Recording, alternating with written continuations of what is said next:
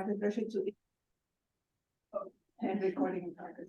Welcome, bienvenidos to this event.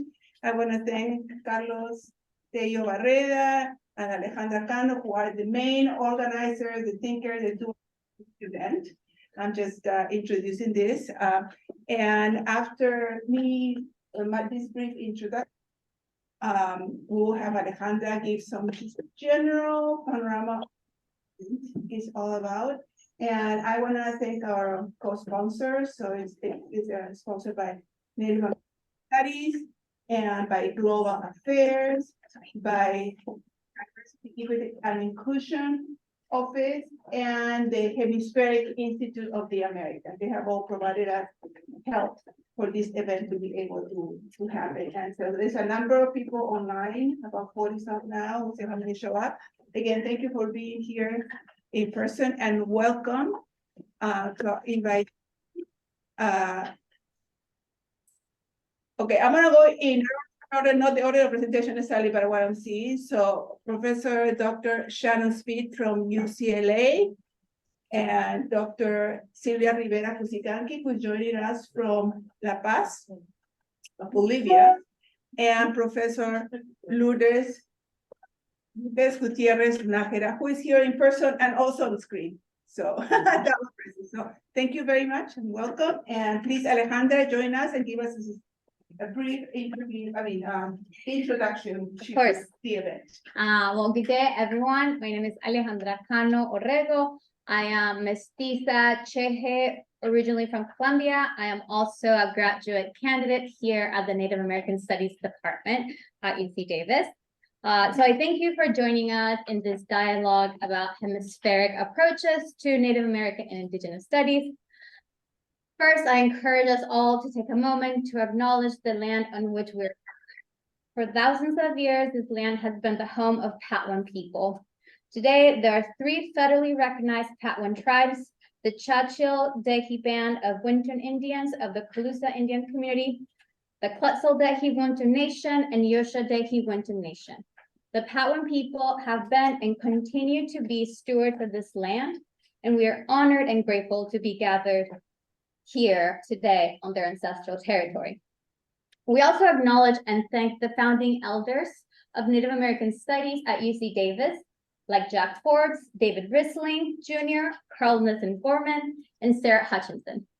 As noted on our department's website, since its inception, Native American Studies at UC Davis has offered a hemispheric approach to the study of Indigenous peoples of the Americas. This vision recognized differences as well as similarities in historical, economic, social, political, and cultural conditions of domination and survivance among Indigenous peoples of this continent. Most importantly, it recognized the possibility for dialogue, knowledge, and wisdom exchange, as well as coalition building. Many of us have chosen to pursue an academic career in this department because of this hemispheric vision. However, building coalition and engaging in dialogue across the Americas has been difficult because much of the discourse of Native American and Indigenous studies is currently dominated by the English language.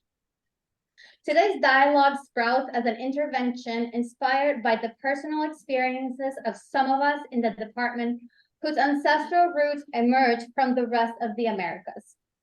For the Maya, Chinantec, Mapuche, Mestiza, and Cheje, to name a few, emerging scholars committed to Indigenous-centered scholarship in our department and beyond.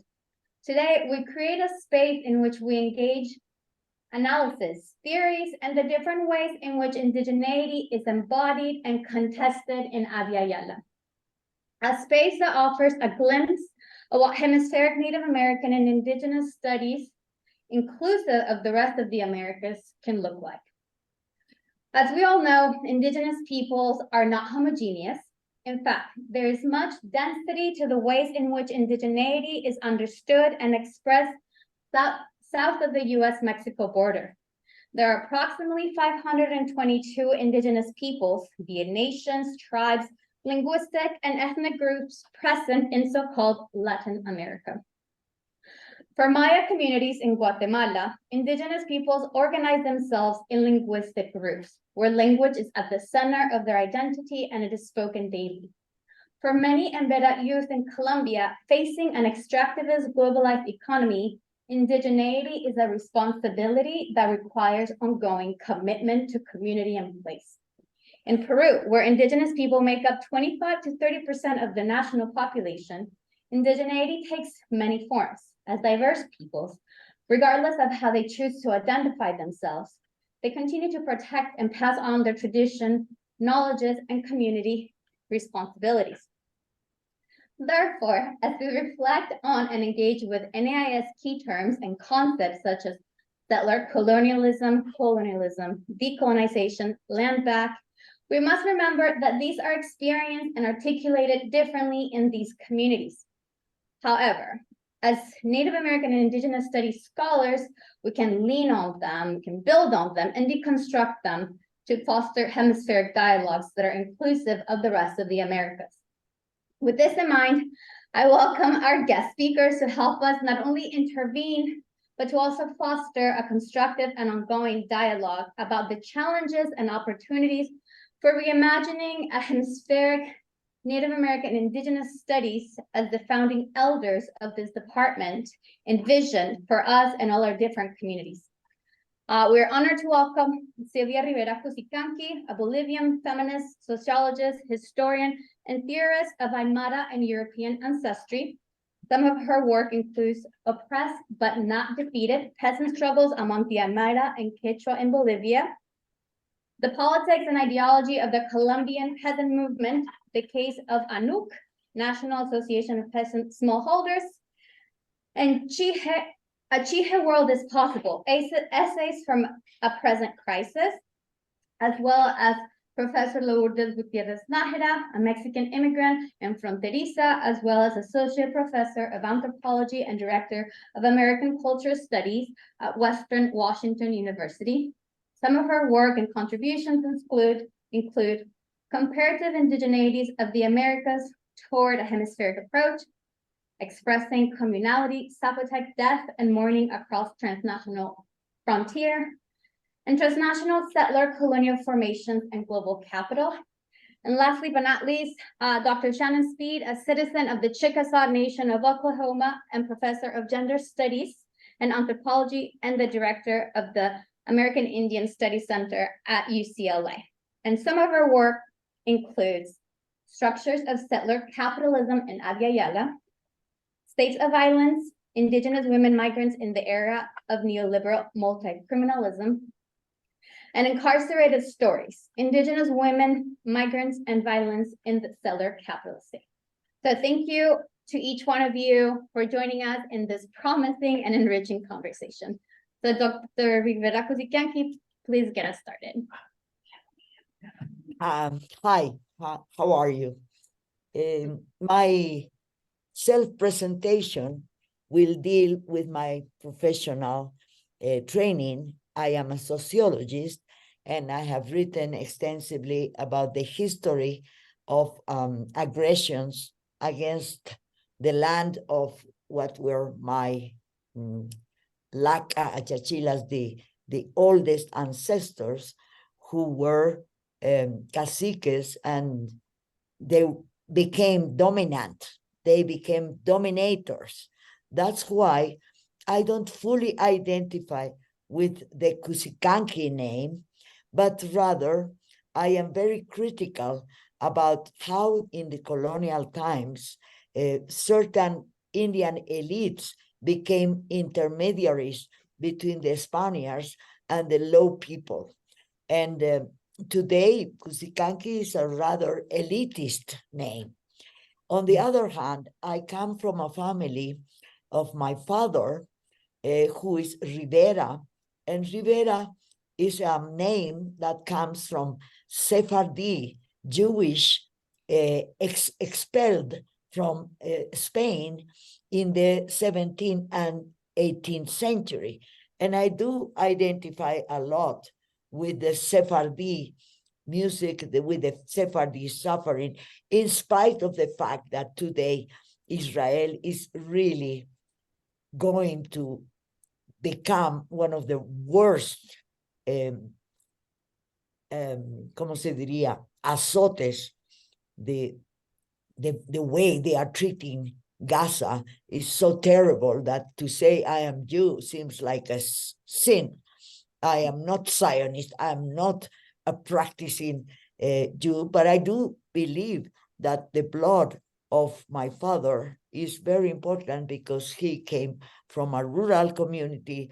He studied in a rural school, and he taught me Quechua, his native language. His first language was Spanish, but he was bilingual with Quechua.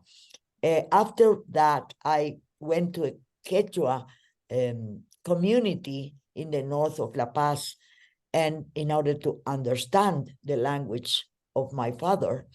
And after that, I went to exile. There was a dictatorship in 1971, and I was in jail, and I was many years, I lost contact with the Quechua region of Cochabamba, so I decided to explore the Aymara language. I speak Aymara right now.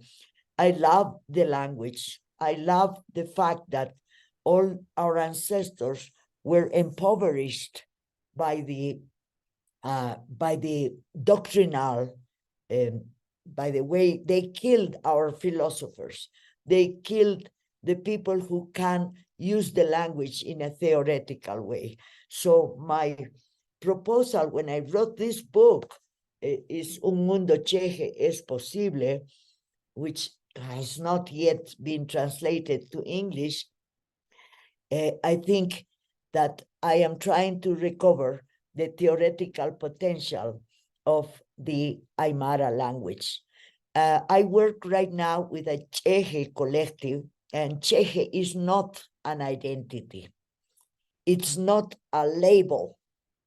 It is a process which is very risky because it implies going backwards in history and re-encountering with the most ancient ancestors. In my case, it is a woman, a Hakima, who was not baptized.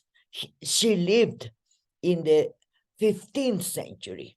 And I discovered that because I inherited some documents from the family. I actually recovered these documents from an uncle who lived in the US. So what I now do is I am a very persistent anarchist against state domination. Anarchism has become in Bolivia a very Cholo and Cheje and Aymara worldview, because the anarchists in Bolivia were Cholas and Cholos and Masons and people who were manual workers. And there I found another uncle, Luis Cusicanqui, who was a mechanic, a manual laborer. And my identification with the local Federation of Labor and the Federación Obrera Femenina, the Women's Labor Federation of the anarchism in the 1920s, became one of the key aspects of my identification. I really don't like identity politics because they just close the possibility of being other, of being in process of becoming other. I am in the process of becoming a fluent Aymara speaker, and I am in the process of encountering the past with the present in this memory of anarchist struggles in my city in La Paz. La Paz is now suffering a drought. We are praying to the Achachilas, to the ancestors, to the mountain gods, so that we can have rain, because I now work with a collective that is called Colectiva Cheje, and it's made out of people from many walks of life, but we do urban agriculture, and we practice the rituals that come with the cycle of the moon and the stars. And now today is called Hairi. Hairi is when the moon goes away. One cannot do any agricultural labor. One has to start the crescent moon in order to plant another crop. But we already planted potatoes and isaño, and you probably don't know those tubers that are very healthy. So in the way of eating, in the way of behaving, in the way of talking and walking, I walk by foot.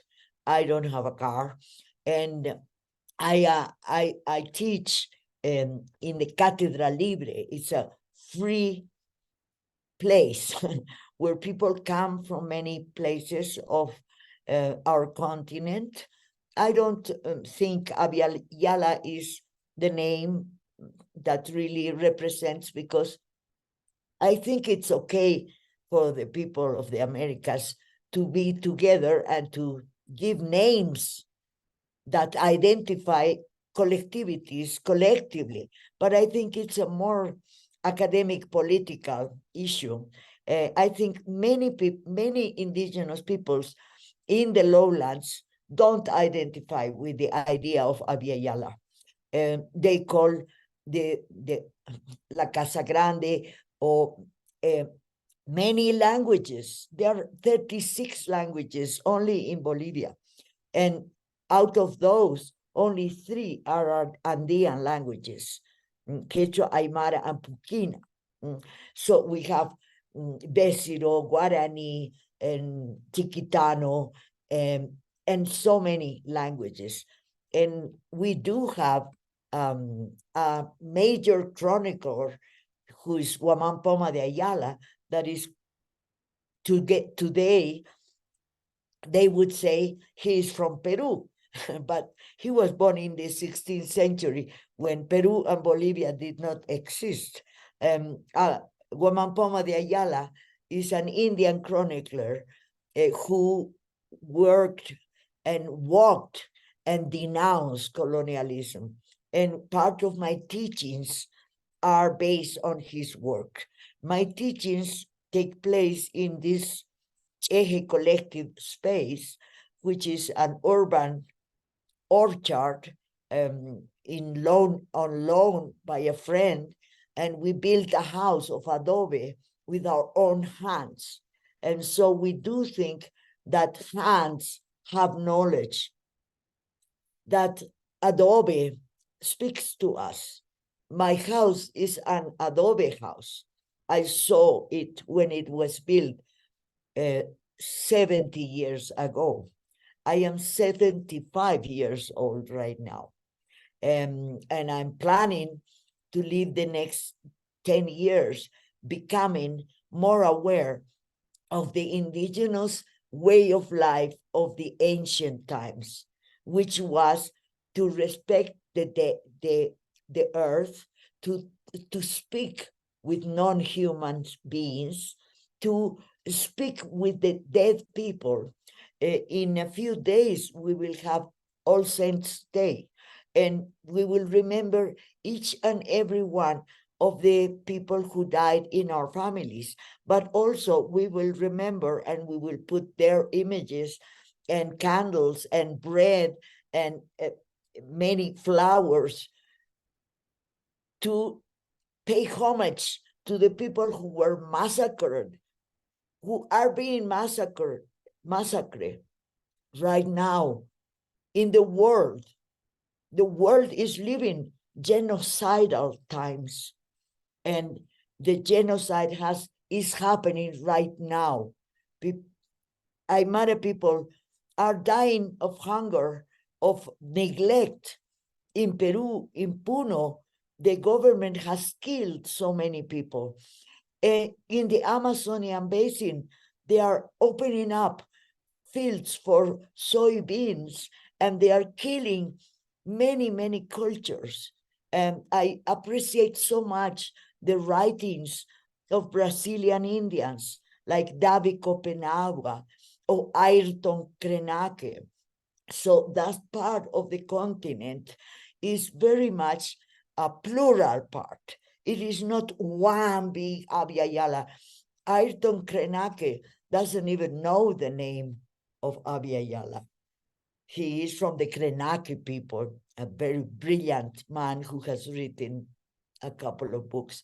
And now I am going to work in the other part with people who call the winds, that talk with the winds, and it's the Chipaya people. They speak a different language, which is based in the Pukina language. They are people that live in a very, very poor environment, in a desert, and they have to deal with the winds that blow the clouds that bring the little rain that makes their quinoa harvest possible.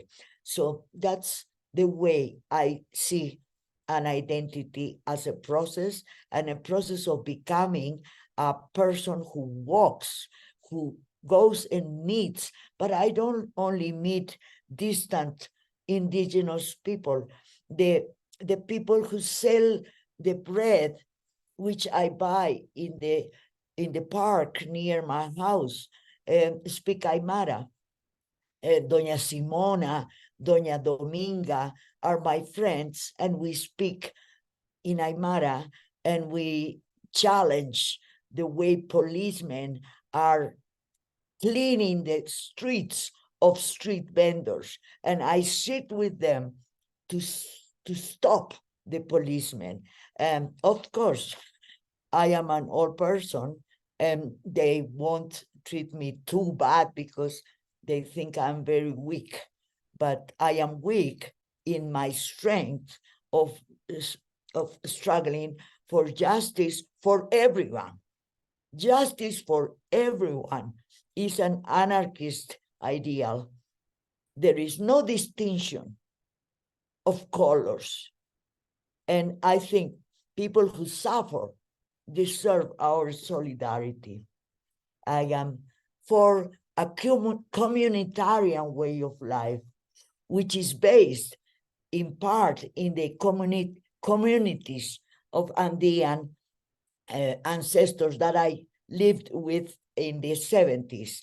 But then I met communities of urban sellers, flower producers, communities which are called gremios. I cannot remember the name in English.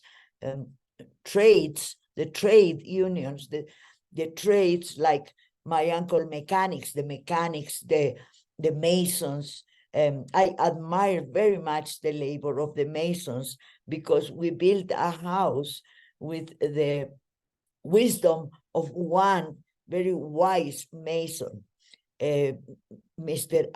Gabriel Ramos, who was disciple of an anarchist mason. So that probably doesn't fit very much with the idea you have of indigenous Native American studies. We don't study indigenous.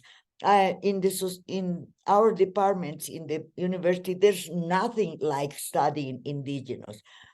And there's a lot of indigenous people studying sociology, electronics, whatever. Many of them are brilliant filmmakers, communicators, and some of them have become part of the government. Everybody is free to do whatever, but I think the abilities of the Aymara in the past have to be recovered because it is an ethic of life, a communitarian ethic that brings us in relation with the world of struggles everywhere, in the US, in Gaza, in whatever place that is suffering aggression from imperialism, from empire that you live inside of the of the womb of the monster. You do live there. I've been there also. And I think one of my struggles, I'm chewing coca leaves right now. I have they're very good for digestion. We have been struggling for the depenalization of coca leaves because the Coca-Cola company has the patent of the word coca, and they have managed to consider coca leaves as drugs. I think drugs are in the drugstore, and plants are put by the Pachamama. And so why would you struggle against a plant? And that plant is part of our daily life and of the rituals that we carry on in the cycle of the year. And right now, we are approaching a very important moment of the cycle, which welcoming the dead. The dead, which is my father, my mother, my grandparents, and ancestors of all times. That's the way I live. I don't teach in the university. I was a teacher for 35 years, and most of my students had difficulties with the establishment because they couldn't express themselves very well in standard Spanish. So I tried to promote that people write in the same way they speak. And in a way that it is a half lost, half won battle. Some very brilliant dissertations were written in what we call Castellano, the dialect of the people who speak both languages, and they have difficulties in both. Puritanism.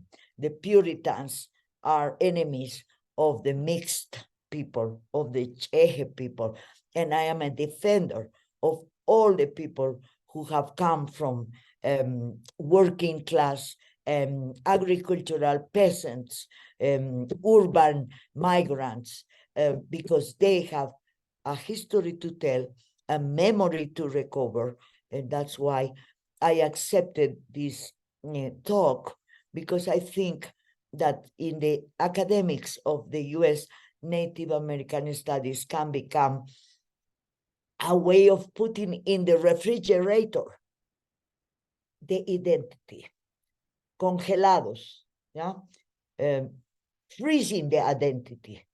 Identity is melting all the time, it's mixing with all the other identities.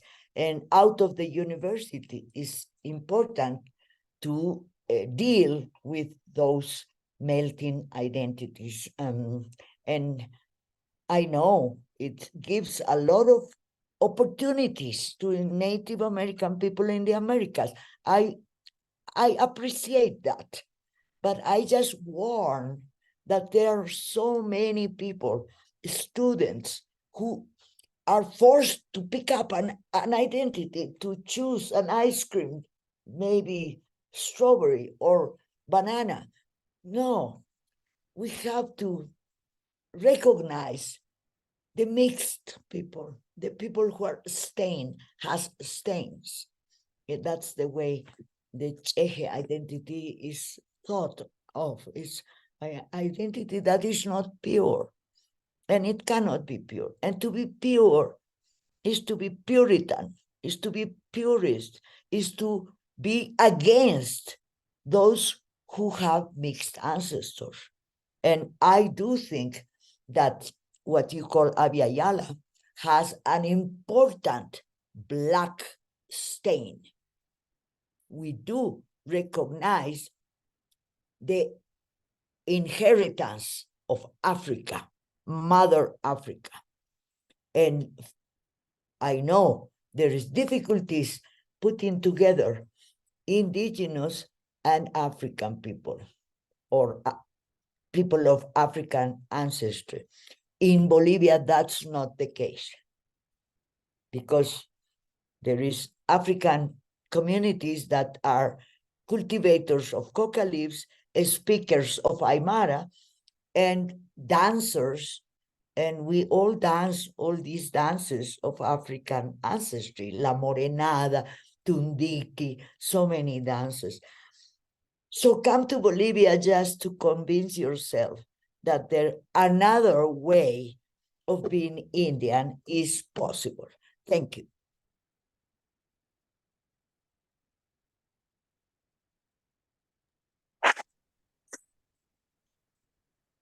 Thank you very much, Dr. Silvia Kusikanki. Now we'll hear from you. Thank you. My approach is different. We had all these questions that were given to us, and I'm just going to briefly touch on not even all the questions, but some aspects of them. And I hope that my musings will come together. So, but first, I want to. People are not hearing you well. Would it be possible for you to stand? Sure. I think if they can see you, they can probably hear you better. I just have to read my computer. Yeah, okay, I'm That's sorry. fine. I didn't see it, 'cause I don't want them to miss out. No, I'll stand right here. I won't drop it. Cynthia is asking for something.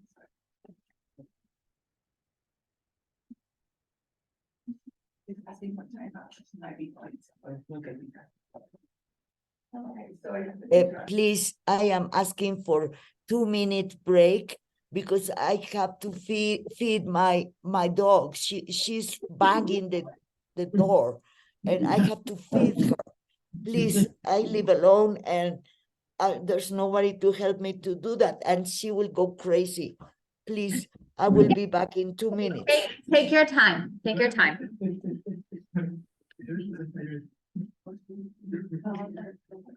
People are also welcome to get some tea, some water.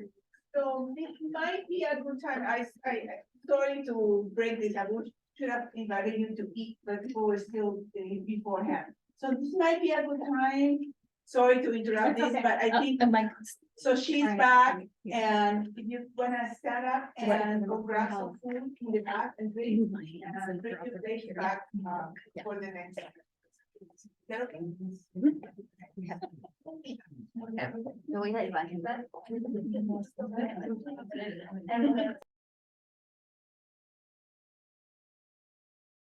Dialogue, and we'll have Professor Lourdes to get us knock it up. So I have my statements written, so. So first, I wanted to thank the organizers, especially Carlos, Victoria, Alejandra, for extending the invitation, ensuring my arrival, and showing your hospitality. As a Mexican-born mestiza now living in Washington, I also want to acknowledge the Patuan people on whose land we gather today, and also the Nooksack and Lummi people on whose land I reside. I'm honored to be in this important conversation today with my esteemed colleagues, Sylvia and Shannon, and those of you who are here in attendance and also on Zoom. Let me begin by saying that I think, so I'm really going to talk about, to a large extent, hemispheric approaches, and then a little bit about settler colonialism, and then end with some thoughts on terminology, like adopting terminology from the global South into Native studies. So let me begin by saying that I think a hemispheric approach is both necessary and possible. I have been committed to pursuing a hemispheric approach for roughly 20 years.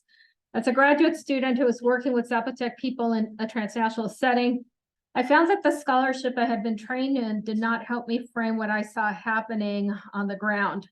As an anthropologist trained in migration, I found scholarship on migration had not adequately begun to account for Latinx indigenous experiences. And that term of Latinx indigenous is only something that really has come to be used in the last, 5 years, 10 years at most. Well, Michael Carney's scholarship helped me think about the creation of pan-ethnic identities. And so I'm just acknowledging that there were some people working on this through migration. I sought to understand deeper aspects of indigeneity, how these were transformed through mobility, and how also indigenous people saw themselves differently in that process. A hemispheric approach has allowed me to interrogate concepts and methodologies within indigenous studies to understand indigenous experiences across Turtle Island and Abya. While I recognize that tribal histories from the hemisphere are historically distinct and specific, given the increased movement of indigenous people across the Americas, given the movement of people across the Americas, histories, geographic and cultural distinctions at times are increasingly blurred. For example, in our American Quarterly essay, Corinta Maldonado and I examine Latinx migrants in Native spaces in both Los Angeles and Yakima, Washington. Their presence in these places of settlement has created relations between Native and Indigenous people. And here I'm calling Native Yakima and other natives from Washington State. And then I'm referring to, the Latinx migrants, indigenous migrants as indigenous. At the same time, it raises questions about what it means to be indigenous in these present circumstances. A comparative and hemispheric approach allows one to examine how indigenous ideologies are reframed in diasporic contexts in relation to natal communities and places of settlement. While there are distinctions that remain, there are also overlapping themes and experiences that contribute to shared notions of indigeneity. For example, a shared history of colonization, violence, genocide, and racism. In our book on comparative indigeneities, we stress overlapping histories and oppositional subjectivities vis-a-vis colonial forces. We seek to produce critical decolonial methodologies that provide an epistemic space for scholars to challenge imperial discourses that continue to problematize, stigmatize, and erase indigeneity. For example, we critically examine the notion of mestizaje. This concept, which is used to connote racial mixing, is often used uncritically since it also signals elite ideologies and historical processes. Ideologies of mestizaje prevail throughout Latin America and the Caribbean as instruments of the state for erasing indigeneity. Mestizaje has also served as a liberal ideology for the state to obscure social and racial inequalities under the guise of multiculturalism. This idea of mestizaje offers a contrast to experiences of indigenous groups in the US, where racial miscegenation was prohibited and offered no legal protection for racialized groups. Perhaps because of its prohibition, we tend not to discuss it. Yet racial miscegenation did take place, and in conjunction with blood quantum, also worked to erase indigeneity. And Shannon, I was rereading your piece and know that you talk about that also in the settler colonial essay. By contrast, in areas affected by French colonialism, such in Canada, métissage, which is just another similar word, provided a nuanced way of thinking about cultural and racial mixing. In an analysis of métis in Canada, David McNabb suggests that unlike mestizo identity in Latin America, which systematically works to erase indigenous roots, métis identity constantly invokes a living testimony of true mixed identity. In this way, it offers possibilities for reinterpretations and emancipatory uses of the words beyond erasure, right? It is only through these conversations, it's only through conversations that extend within, across, and between Abya, Yala, and Turtle Island that we can move beyond those differences and begin to embrace commonalities and experiences that can be used to strengthen resistance to present colonial forces at play. And here, before I move on, I would just echo Sylvia's intervention. One of the things that I'm really enjoying the way she's talking about is the difference between the academy and then also people on the ground, because I do think that, these conversations are largely academic, and that we oftentimes see that Native people themselves, indigenous people, are forging these kinds of connections, right? They are seeing beyond the difference to think about how to sort of work together, right? So let me go on. So what I just talked about directly relates to the idea of settler colonialism and its potential use across Abya. I'm sure Shannon has a lot more to say on the subject, but for so long we have created a narrative of difference that prevents, and I think exceptionalism in some ways, that prevents dialogue across Turtle Island and Abya.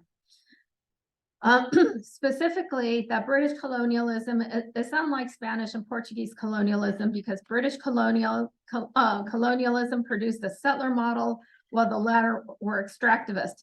And yet throughout the hemisphere, men settled, people settled. And while there were differences, the British tended to bring families while the Spanish and Portuguese settlers embraced miscegenation to start so-called new races.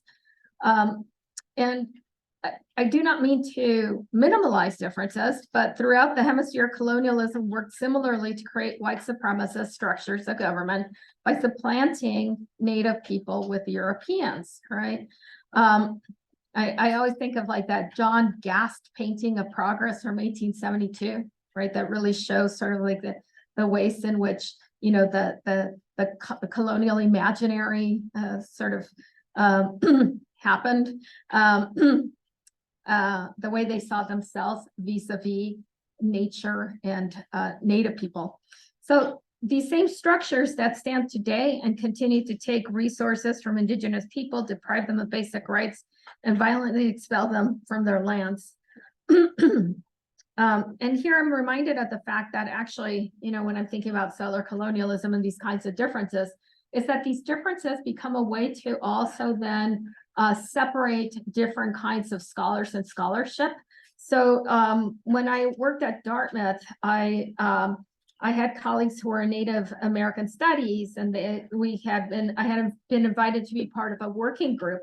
But then there was a sort of like more established, you know, group of scholars who were there, and they saw no room for what I was doing there. And so why they said is because they were studying Native North America. And I said, well, Mexico is North America, was the first thing I said. But then they reminded me that actually it was precisely these differences in the history of colonialism that meant that, you know, that we couldn't have synergies, right? And to me, you know, the whole point was that we're both talking about Indigenous people and working in Indigenous communities, and that really we should be having conversations and collaborating, right? Rather than seeing each other as foes, right? Because it puts Indigenous people at odds with one another, right? It puts scholars at odds with one another. And it continues that kind of balkanization of knowledge that really is not productive, right? So I think that trying to see these kinds of synergies really is important. That's actually why we began the Comparative Indigeneities volume, to bring people together, you know, many years ago. Now, I think I'm probably running out of time here, but let me just quickly say the last piece really has to do with comunalidad. And you know, to me, it relates to the idea of settler colonialism and its potential across Yala. Oh no, that was Shannon. So my last intervention, my last intervention considers a question of introducing Indigenous concepts from Yala into NACE through a consideration of comunalidad as an epistemology from the Global South. Comunalidad offers an expansive yet largely untapped Indigenous category for comparative analysis with utility beyond Oaxaca and Mexico. Introducing concepts like comunalidad into NACE furthers our understandings of relationality and provides appropriate concepts for understanding and analyzing nuances of indigeneity. This idea, developed by Indigenous scholars like Floriberto Diaz, who was a Yuc or Mije, and Jaime Morales Luna, who was Bengurash or Zapoteco, was conceived of as a counter to anthropological understandings of Indigenous people that presented a limited understanding of indigeneity based on category of traits like music, dance, dress, and language, right? So they were studying anthropology, and what they talk about as being reduced to folklore. Right. and in the past. So they go back to their communities and they begin to actually work, right? And a lot of it, work in some ways to define even autonomy movements in their community. So, so they return to their communities after being educated and become engaged in struggles to defend their territorial sovereignty. There, they develop their notions of comunalidad, a vision of indigeneity that expands beyond folkloric elements. And they were doing it simultaneously in very different places, so of the sierras, so isolated from one another, but a lot of confluence, right? So comunalidad is described as the foundational principle for understanding indigenous communities. It is to be understood not in opposition, but as different from Western society. According to Martinez Luna, comunalidad has its origins in the history of colonial dispossession. It's a way of thinking and acting that is key for confronting and overcoming challenges indigenous people have faced. Comunalidad has three main elements, excuse me, structure, social organization, and mindset. They are anchored in local and ancient historic and cultural roots that set the course of the ways of living as indigenous people. Floriberto defined comunalidad based on several key concepts of indigenous reality, namely land as mother and as territory, consensus as a way of decision-making, community service to exercise authority, and collective labor. Indeed, laying claim to community belonging is linked to these forms of social participation. Collective decision-making and labor are key to the maintenance of community, from the construction of roads to the maintenance of local churches to the celebration of fiestas. Everything happens because people are working together, right? Putting their part into building community. In places along Oaxaca Sierra Norte, neglected by the state, roads and infrastructure are built by men and women's labor. As I'm often reminded, el trabajo es todo. Labor is everything. Comunalidad is equally important for defining indigeneity and belonging within a transnational context. In places like Los Angeles, comunalidad continues to provide a way to maintain social relations with community members, both in the U.S. and in their natal homes. In the U.S., it also provides a way to overcome challenges they face and demonstrate their resilience. During communal gatherings, it's common to hear men and women talking about politics, happenings in their neighborhoods, and organizing themselves to provide for their children and their family. As we were reminded last year, when tape recordings of an LA council meeting were leaked, and community members immediately took to the streets demanding that the council men and women step down. While Oaxacan migrants face racism and discrimination on a daily basis, their strong sense of identity rooted in social relations with other members of their communities and beyond provides strength to challenge racial oppression and the systems that support it. Comunalidad also reminds us that land as a life source is a sentient being, and as such, it has rights. Just as we have obligations to one another, we have obligations to the land. This view of the land is clearly opposed to Western views of land that imagines Earth as objects or resources apart from humankind, and shares perspectives with other Native North Americans. Perhaps comunalidad then offers us a way to buttress our claims for the rights to land. Ultimately, introducing new indigenous concepts from Abya Yala is an extension of relationality and respect. I think we need to pay attention to scholarship from the South, especially when it is more appropriate for analyzing indigenous experiences. Such practice can be generative, not only within an academic sphere, but also in creating solidarities and relations between indigenous communities. Thank you.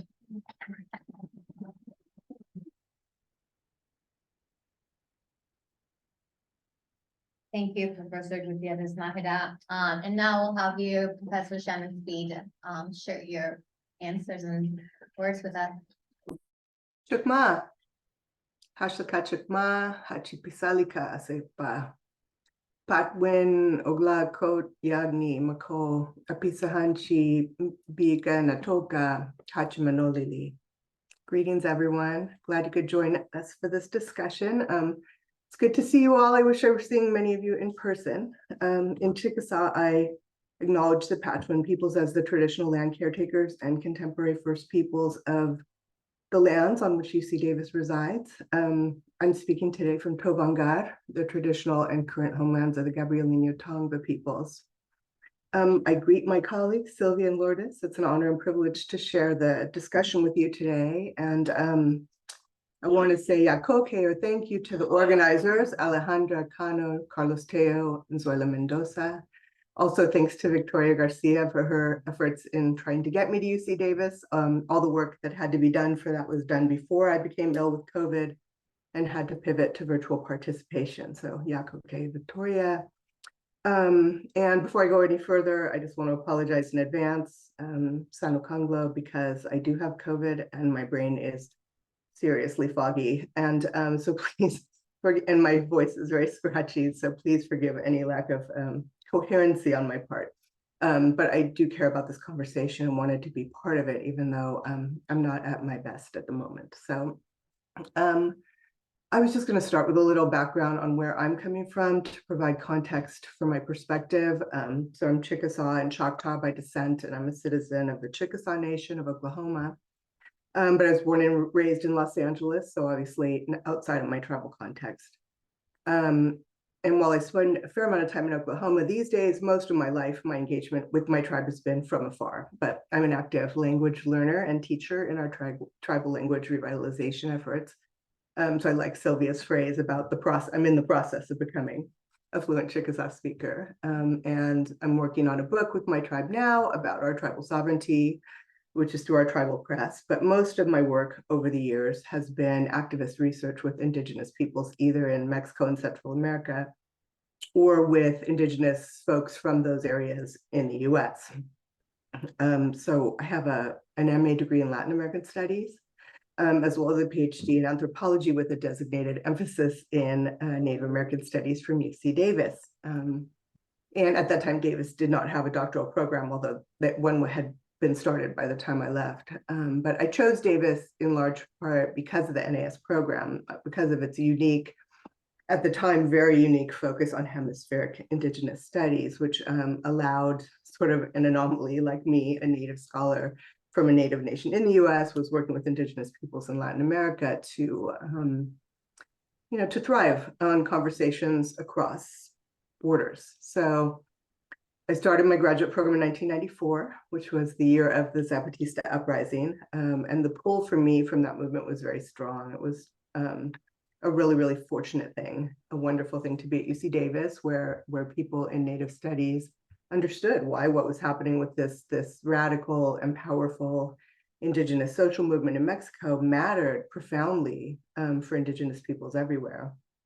No one suggested to me that maybe this was really a Latin American studies project or anything like that. But UC Davis was really ahead of its time on this. And the discipline of Native studies at that time, the early 1990s, was really pretty insular. In other words, in the sense that Native scholars were really largely talking amongst themselves to other Native scholars and Native peoples. Most programs really, so sorry, all of them but Davis were focused on the US only, and many were even region-specific or tribe-specific programs. And there are some good reasons for that insularity and specificity that we could talk about, and maybe we should talk about, because I feel like Native studies is in some ways circling back to that. But it really did hinder, and in some ways continues to hinder, dialogues that could help us understand, our realities more broadly, and to focus on shared experiences and shared struggles among Indigenous people. So at a particular moment in the mid-2000s, the discipline began really transitioning towards a much more global perspective. And there's also a lot of reasons for that we could discuss later, but they don't matter for my point here. But this was generating all kinds of dialogues among Indigenous scholars across borders. And that was in turn allowing us to have conversations, I think, more broadly outside our discipline, and thus kind of, have a greater impact with our work in other areas outside our discipline. So there was really this flourishing of Native studies scholars being read by and having an impact on disciplines like, I don't know, literary criticism or history or anthropology or education. And, you know, this is important because Indigenous peoples have important perspectives and insights that extend beyond what we have to say about our own communities. And I was frustrated by the fact that it seemed like everyone believed that what we had to say was only important to Native peoples. And actually, I think we have important things to say about a lot of stuff in the world, right? And so I found this to be a very healthy dynamic. And this is really when I first became involved actively, besides my stint at UC Davis, in Native American and Indigenous studies. Like at that time, I was an assistant professor of anthropology, hired largely at UT Austin as a Latin Americanist, because I had done my research in Mexico. And when I was hired it was like the year 2000, I don't think there was a Native Studies department or program in the country other than UC Davis that would have found my work legible and hired me, right? For the same reasons that Lourdes was talking about. But a few short years later, this was already changing. And I was thrilled when the Native American and Indigenous Studies Association, or NASA, which explicitly took a global approach to Indigenous studies, was founded in 2007. I'm a proud past president of NASA. I served on NASA Council. I hosted conferences, NASA conferences at UT and UCLA. And, you know, I really believe that all our scholarship and more importantly, our struggles for liberation are strengthened when Indigenous peoples from throughout the hemisphere and the world are in dialogue. So given all that background, sorry if that was a lot of background, but no one will be surprised to hear, and those of you who know me have heard this many times, that you know, a lifelong or at least career-long preoccupation of mine as a citizen of a Native nation located in what we currently call the United States, doing academic and political work with, you know, with people who are in or what we currently refer to as Latin America or in the US from there. So I've long been frustrated with the lack of engagement between Indigenous scholars north and south of the US-Mexico border, which is, of course, in some ways our theme here for this discussion. That distinction north and south of the US-Mexico border is a settler-imposed distinction, and one that I think we as scholars all too often reify in our scholarly work as well as our political work. So in my last book, Incarcerated Stories, which examines violence in the lives of Indigenous women from Mexico and Central America, immigrant women from Mexico and Central America, I write about what I identify as a dual theoretical divide that I think is a direct result of this lack of engagement north and south. So on the one hand, Native studies in the north, the analytical frame of settler colonialism has been very productive in providing kind of insights into the nature of the state. A key tenet of settler colonialism, of course, is that the settlers came to stay, necessitating the dispossession and elimination of the existing population. As we all know, you know, in Wolf's classic formulation of settler colonialism, it is a structure, not an event. So what that means is that its structure and logics are enduring. They don't end with independence, right? Indeed, independence from the colonial metropole is the foundational moment in which the settlers assert their right to stay and rule, and settler occupation itself is ongoing.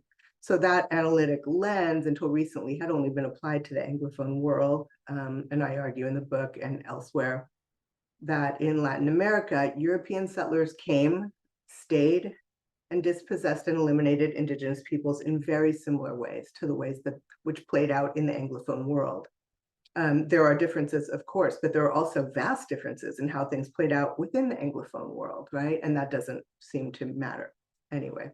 Applying a settler colonial lens provides a different understanding of Latin American states, most of which are understood, at least, you know, in general in the world, right, in mainstream thought as post-colonial, right, post-colonial period. Theorists contesting that post-colonialism of mainstream thought in Latin America have embraced ideas of internal colonialism, a la González Casanova, or coloniality, a la Mignolo and his crowd, both of which, from my perspective, have the downside of conceptualizing current oppression of indigenous peoples as like a legacy of colonialism or some sort of rasgo of colonialism, rather than being states characterized by actual ongoing settler occupation.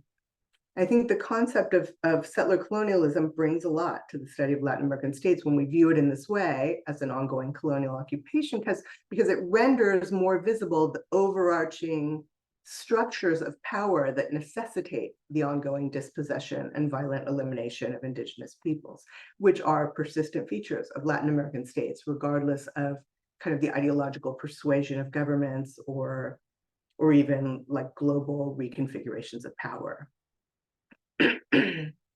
So the flip side of that, that's one side.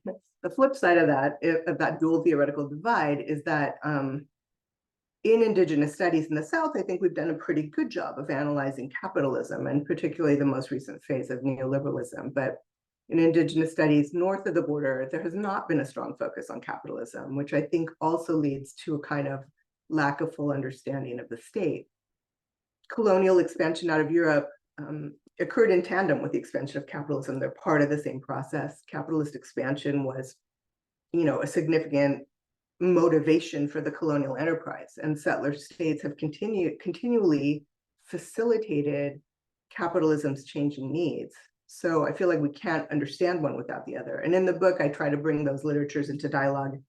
Throughout the analysis, I refer to settler capitalism to try to keep both of those in the frame.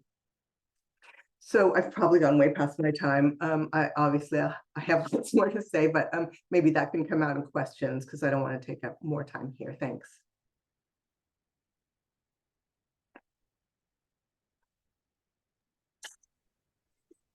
Thank you so much, Dr. Speed, for your words. I think we're now ready.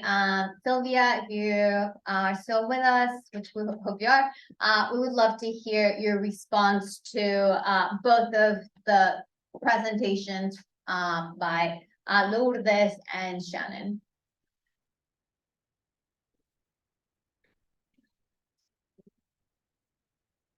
Sylvia, can you hear me? Yes.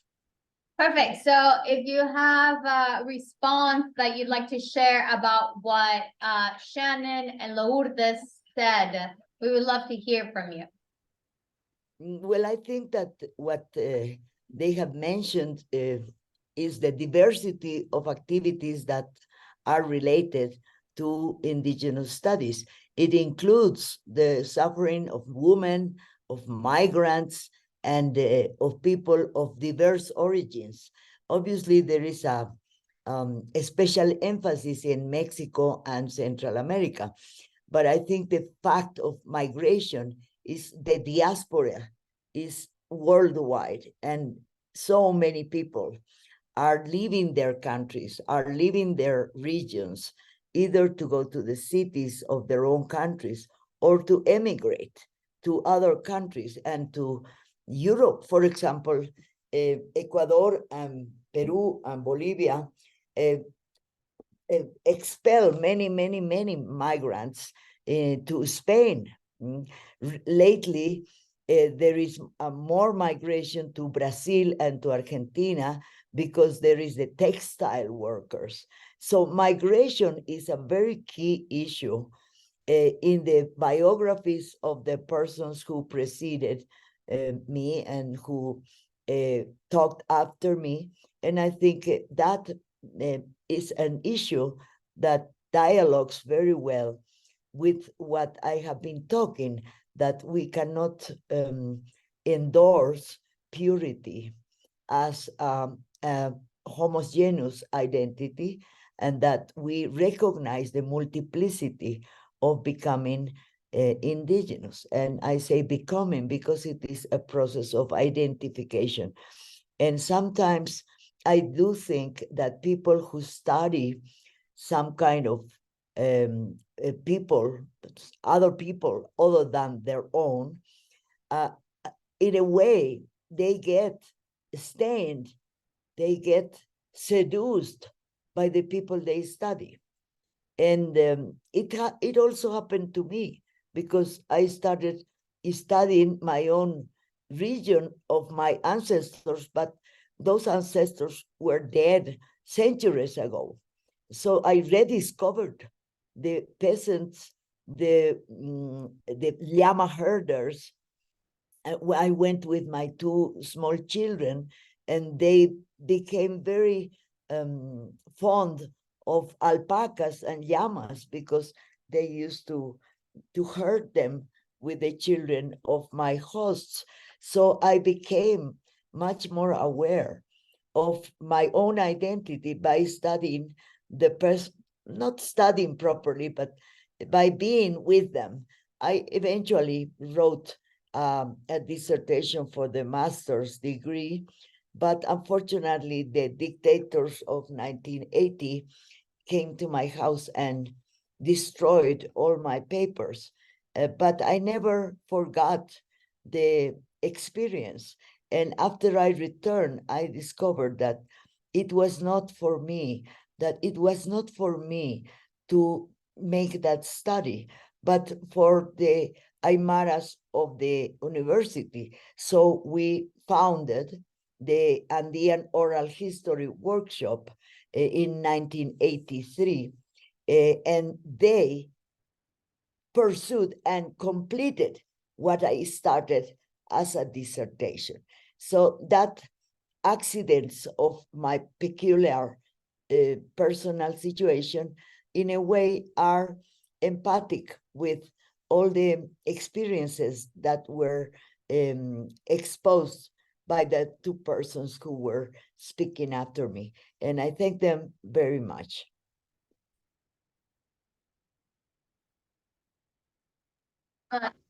Yeah, now we'll hear from Lourdes. All right.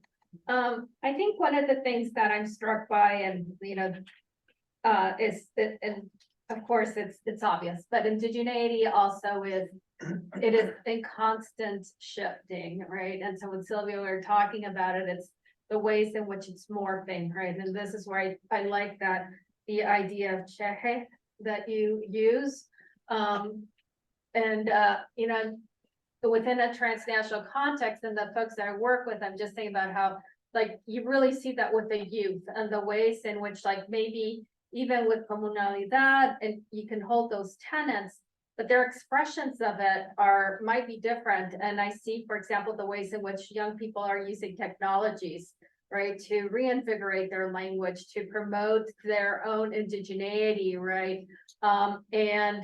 And so I'm just reminded of that aspect of it, right? Because one of the ways, again, in which, of course, indigenous people have been described as is almost like if never changing, right? Like indigeneity is just static, and it's not, right? And so that's one of the things that I take from you, and and I think that, and also I'm harping back on this, but just this notion of like intellectualizing what it means, what indigeneity means, and then people who are actually living it, right? And who are in their lives living out those ways, but also at the forefront of these movements. And that, I would say that some of the people I know in Oaxaca who are the biggest intellectuals are really, and I learned so much from them, are actually people who have gone back to their communities to organize their communities, right? To be able to like represent their communities before the state and so on. And so I really think that we need to pay much closer attention also and recognition and recognize these intellectuals themselves, and to pay attention to the kinds of categories and the kinds of language that they use, which maybe would help us also move forward, right, beyond these kinds of binaries that we set up. Anyways. And Shannon, from you, I thank you for reminding me of things I've forgotten here, but yeah, everything. I love Shannon. So I get direct intervention from Sylvia. We can't hear you. Okay, now you can hear me. Yeah.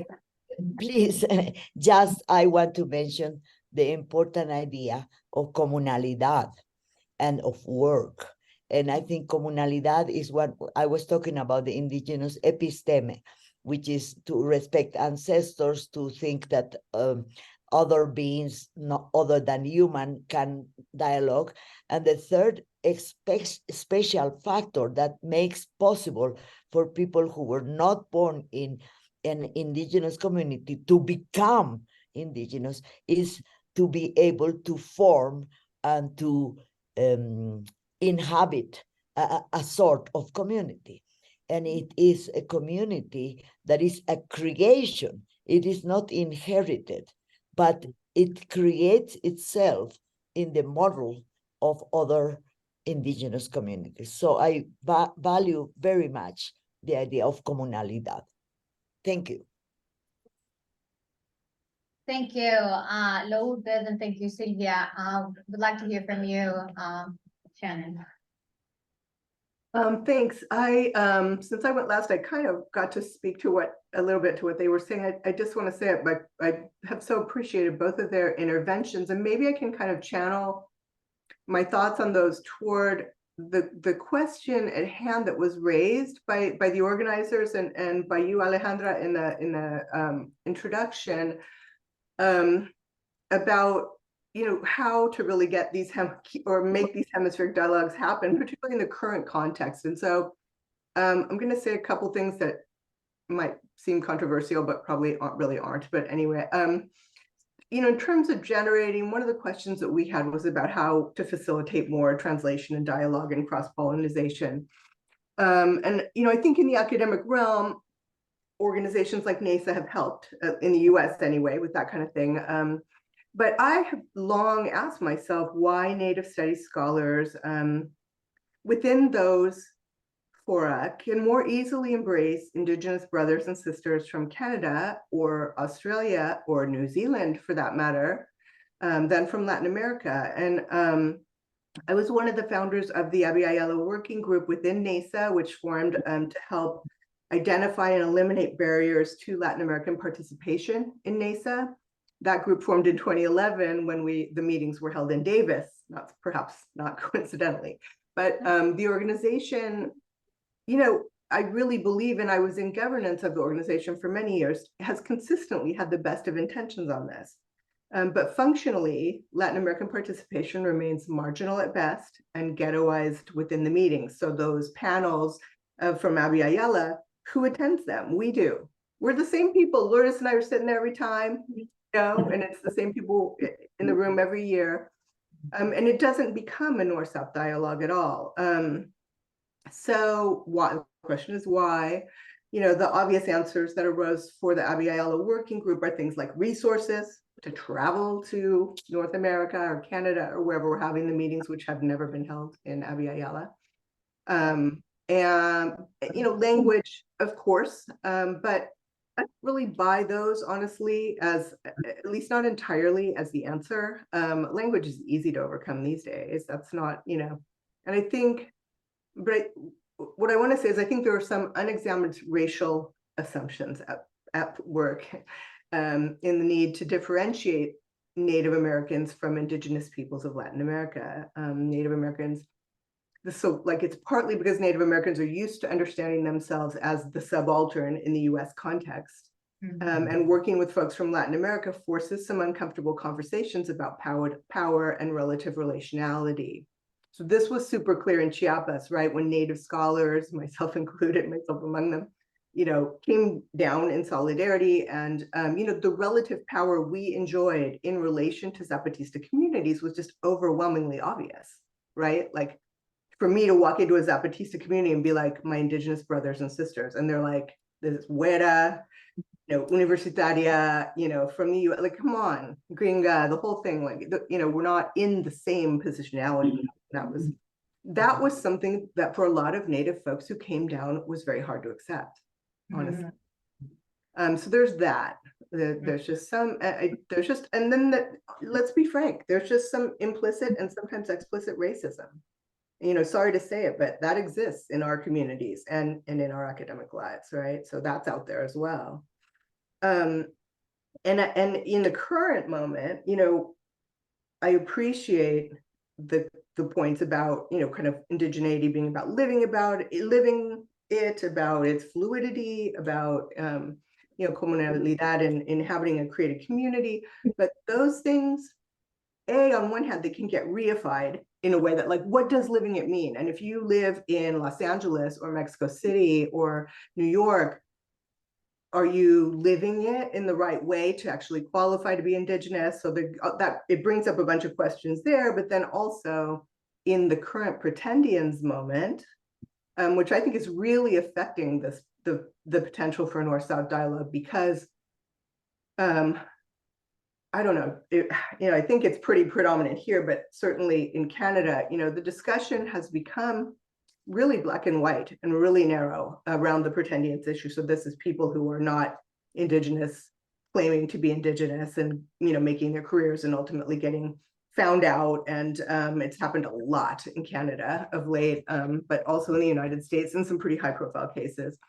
And there's just a lot of anguish and intensity around it. But basically, you know, a lot of folks are saying anyone who is not, you know, an enrolled member of a federally recognized tribe, who was born in their community, lived in their community, speaks the language, like all kinds of narrow modifying factors that allow you to not actually be a pretendian, are really, really dangerous, because those are categorizations that folks from Latin America can never meet, right? They don't have a federal recognition system. We don't have tribal enrollment policies. And so, you know, those kinds of narrow definitions that are getting bandied pretty frequently in Native studies right now, honestly, eliminate all Indigenous Latin Americans from, like, the category of authentic Indigenous person. And I think, you know, even when it's not being put in terms that are that black and white, it's there in the background, and it's affecting how people think about Indigenous peoples from Latin America in Native studies right now. So I just want to throw all that out there. Maybe we can have, I don't know how much time we have left, but I think, you know, we could get to some frank discussion about that stuff if you want. Can I say something about, I mean, Shannon, it's funny, Cora and I were talking about this last night, because we were wondering to what extent some of the gatekeeping actually has to do with also the pretendians. Two of them in the UC system, by the way, at least. But I do think it's really important. And so we were talking about, like, what happens when then you have Indigenous, you know, Latinx, so, you know, the Abya Yala group, where it's like, you don't, you know, indigeneity was erased, or like, I have their descendants, right? We were talking about this last night too. So, like, what happens to that? Because that's not good enough, right? And so there is a lot of, I think that part of the tension, yeah, and especially around these issues, and I'm sure it extends beyond MESA, are the extreme gatekeeping that happen around identity, you know, at the same time that a lot of, okay, now this is like, I have a lot of friends who are Native scholars and but who really embrace their indigeneity actually in grad school, right?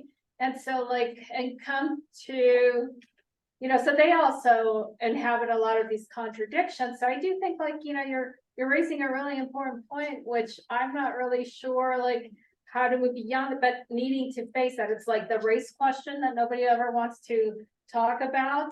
I would say that this is equally something there, but there is a way in which gatekeeping is extremely unproductive for what's at stake. Yeah, well, I want to thank Dr. Shannon Speed for bringing up these very, very important points.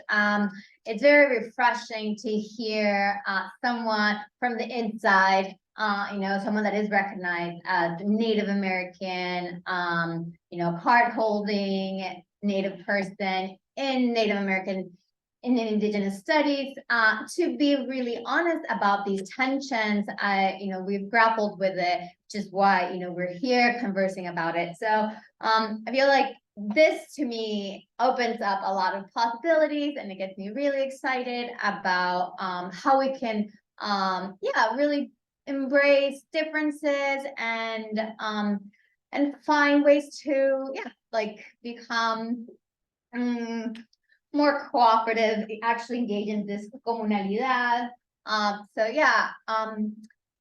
If there are, any other direct responses from the panelists, we could do that, and we could also open up for questions from y'all.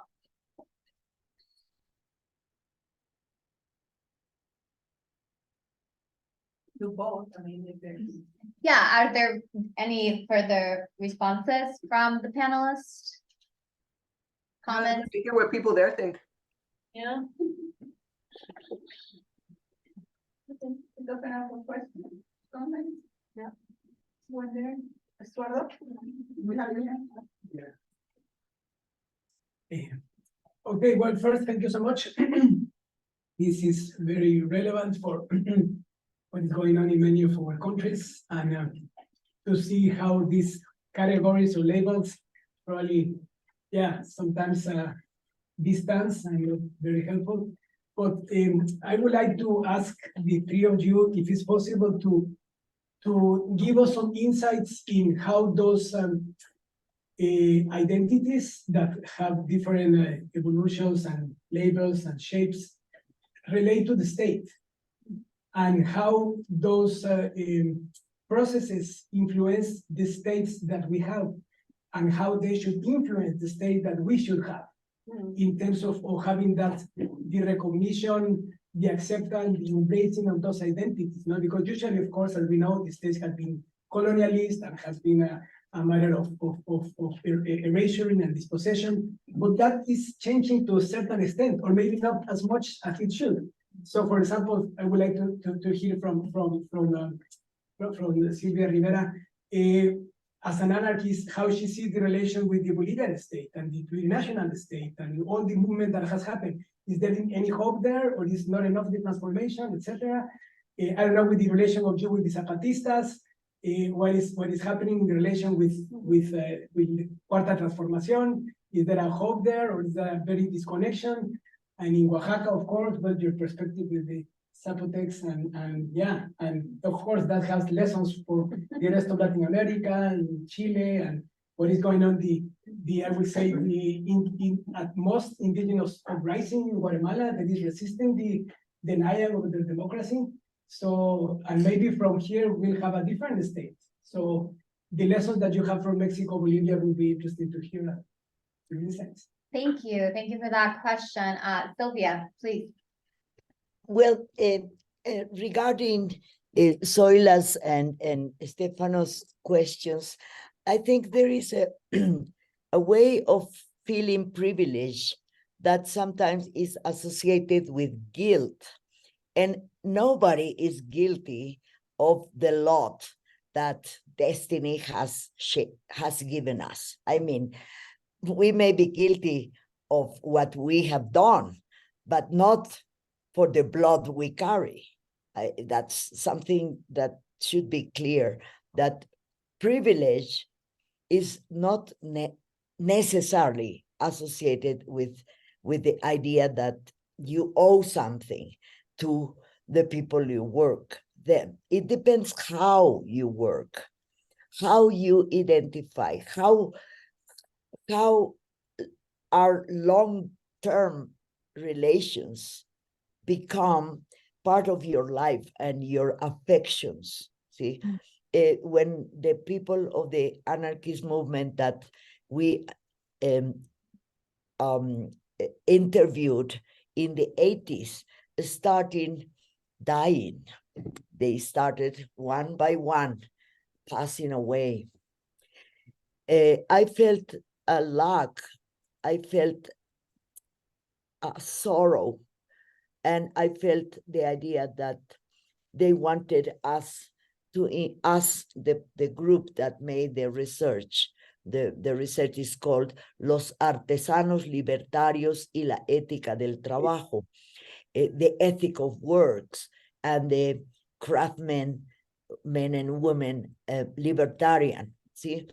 And we felt that that inheritance was a duty, a long-term duty. It cannot be from one day to the other. The fact is that my circumstance is different than the circumstance of a professor in a US university, because you are forced to produce, to change subject, for example. Underdevelopment has an advantage. You're free to choose your affections and your work. And my university is so chaotic that really doesn't have any kind of recognition except for individual people who can do something beyond our frontiers. But the fact is that that is an advantage, because I'm not forced to change a subject of research according to the fads of the time. So I started the anarchist research in 1985, and I'm still working on the archive that we created. So we digitalized the archive because there's a problem of obsolescence. And that's in a way a response to Stefano. The fact that comunalidad and ethic of work are common between communities of indigenous people and gremios of anarchist workers makes more clear the fact that you can inhabit both worlds. See, when we were researching the anarchist movement, there were very few survivors.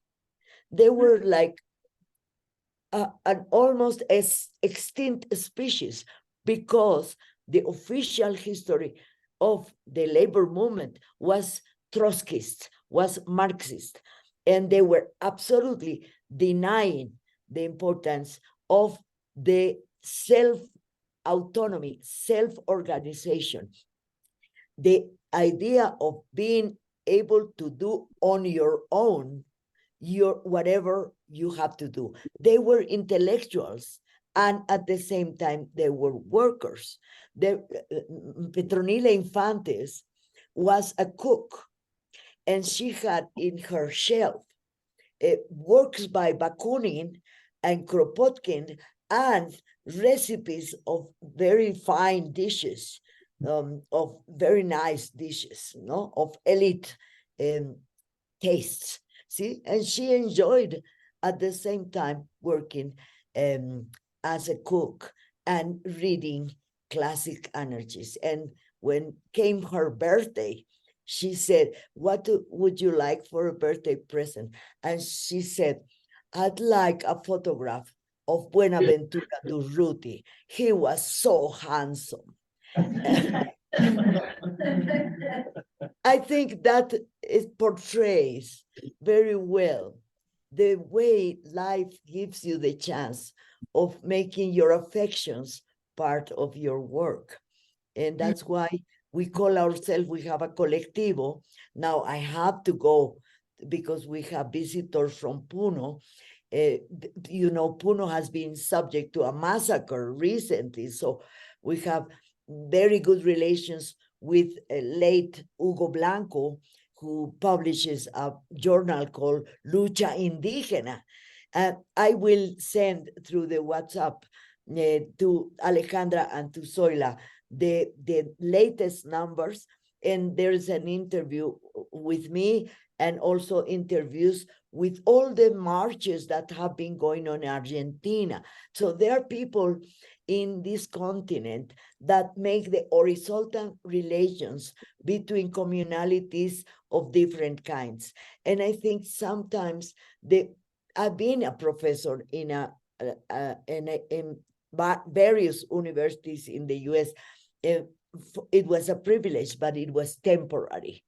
So it was like opportunity for doing ethnography of the academia because I understood how difficult it could be to be permanently in a job there, no? And I thank the Pachamama and the deities of our ancestors for having given me the privilege of going back and forth. But I know it's a chance. And one anecdote to make things a little more funny, when I was working, I wanted, the people needed my social security number. So I presented myself to this office and they asked me my identity. And I said, I am not Hispanic, because they wanted to classify me as Hispanic. And Spain has been our colonizers. So how can I be Hispanic? So I discussed with this person, a policeman, who was a very kind person. And he finally put my identity as a Native American, because I said, I was born in America. South America is also America. US is not the only America. And so the discussion, there was a long queue and everybody kind of supported my position. Finally, I have a Native American identity in my social security number. And I thank the gods for having put this kind man in the front desk. I think today this would be impossible.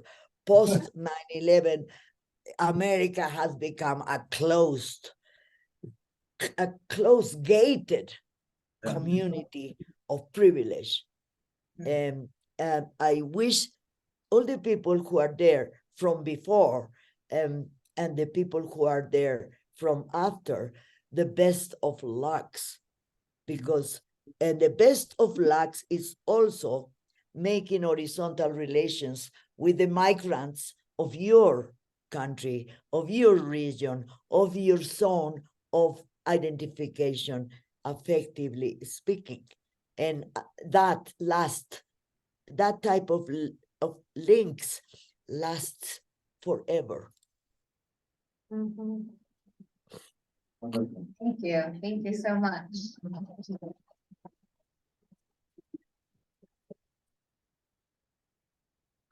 Does anyone feel compelled to answer the question? I forgot the question. You know, can I ask a question? How much time do we have? How long does the event run? We're allocating 2.5 hours, but Professor Rivera Kusikanki mentioned she has a commitment, so we can work with what you have. I know you're not feeling super well, so we can respect that as well. We have the room until 3. We have the room until 3, yes. But we don't have to. But we don't have to stay. But yeah. Yeah, so what is your time availability at this moment, or how do you feel? Well, we shouldn't base it on how I feel. I feel terrible. I have COVID. But I'm fine. I mean, I don't know. How what do you think? I think Candy is trying to speak. Candy is trying to speak. Okay, well, that's the answer you'll get. Okay. People's responses To the state, Yeah. Relationship to the state. the relationship to the state. Why don't you clarify that you are not certified? Yeah, I mean,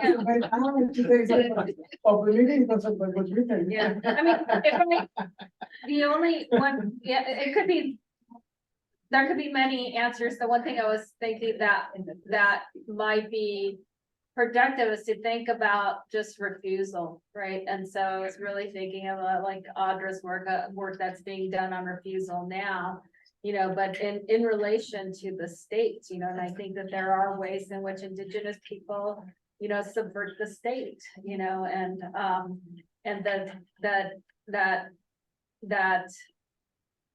that might be, I don't know if that's sort of what you're looking for, but there's plenty of times when the state, when they can subvert the state. I'm just thinking about like even little things in which, where where I was oftentimes introduced as a family member so that I could go to the meetings, with the governor or whatever, like some sort of like state representative, so that I could listen and then be able to tell the information back, right? But it's a particular way, and then you can use so I was their niece, their whatever they needed me to be at those moments.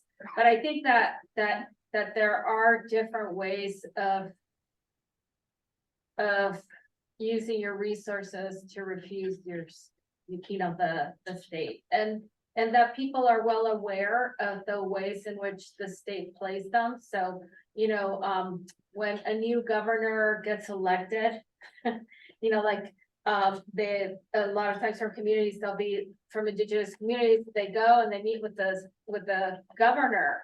And so there was this one moment when I'm in Oaxaca and I see my friends from Teotitlán and they're all like dressed, like they were going to Guelaguetza or something. And I'm like, so I asked them, I said, what are you doing? Are you going to get, they said, oh no, we're going to go to meet the governor. But in order to go meet the governor and talk about your demands, you have to dress the part, right? And so, but what I realized is but it was also a strategic display of indigeneity in a way that is legible to the state, because the truth is that you're more likely to be listened to playing that part than if you're not, because it's what they expect to see. And somehow when you're not dressed in those kinds of ways, you can be dismissed even more easily by the state. So those are just some things that came to mind. Not eloquent. No, I think that was Because clear. it's That so was long, really but- clear. Yeah, that was really clear. Okay, so Sylvia? Sylvia? Well, Ronald Lucas from Washington is also raising his hand. He came to Bolivia in the course that I teach, and I would very much like you to give him and Candy the chance to speak, please. Absolutely. Yeah, actually, Candy, if you can unmute yourself and ask your question, that would be great. Okay, Plaza Kamati, Ali, Noe, Tatawa, my ancestors, Kagita Tawes in Chica. And I just had a question for Hermana Sylvia. I appreciate you being here. And the beginning of the conversation, you talked a lot about connecting with your ancestors and going through your process. And I'm trying to do more with my curanderismo and find how to work with the medicina and things like that. And I was wondering if there was, is there a network? Is there, yo soy maíz, I grow my corn, and I want to know if there's like a network of us out there. I teach at a university and it's just not good medicina at times. And so I want to know if there's like a network of people that work with our ancestors or work with and maybe share. Do you want me to answer? Yeah. The idea of Winca, like the idea of cara in Bolivia, is a money cake, o sea, either white or black, okay? And paradoxically, when I go outside of Bolivia to the north, I am considered Indian. But when I come back to Bolivia, I am considered cara, that is equivalent to Winca, which is basically the enemy of the Indian. But cara has a meaning. That means a person who's naked of culture. And I think everybody borns naked of culture, and the process of becoming acculturated is a process of the whole life. And so you may adopt, you can become an adoptive child of the community of Mapudungun, of Mapuche, because Mapudungun is a language. Mapuche is a people that is divided in many, many groups, and the groups that live in cities are majority. So in a way, champurrio, which is the same as cheje is the mix, is becoming a very important process of identification of people who cannot live in this either or situation.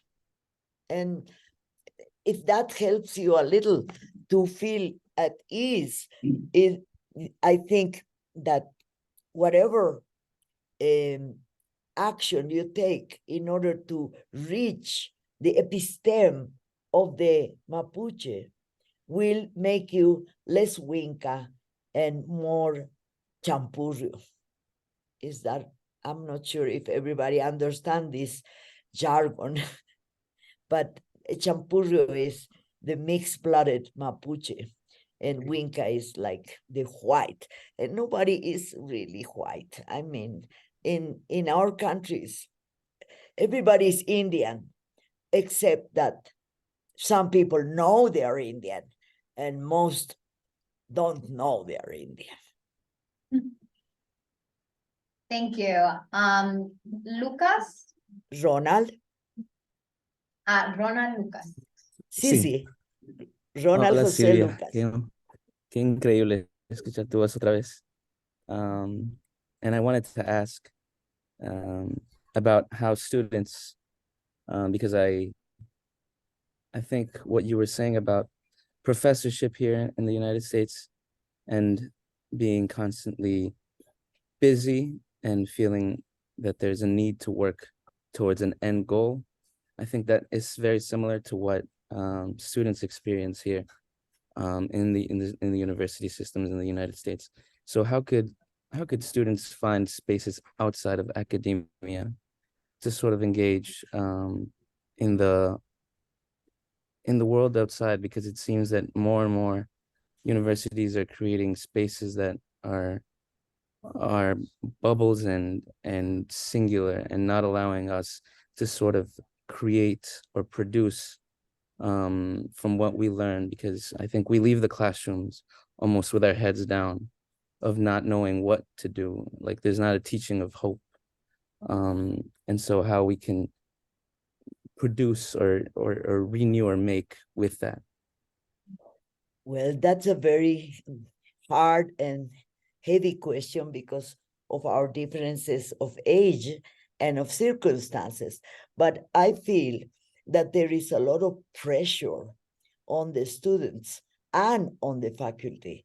And on the faculty, there is degrees of, it's like a ladder that you have to climb one step. And if you fail in the one step, then you cannot go to the next step.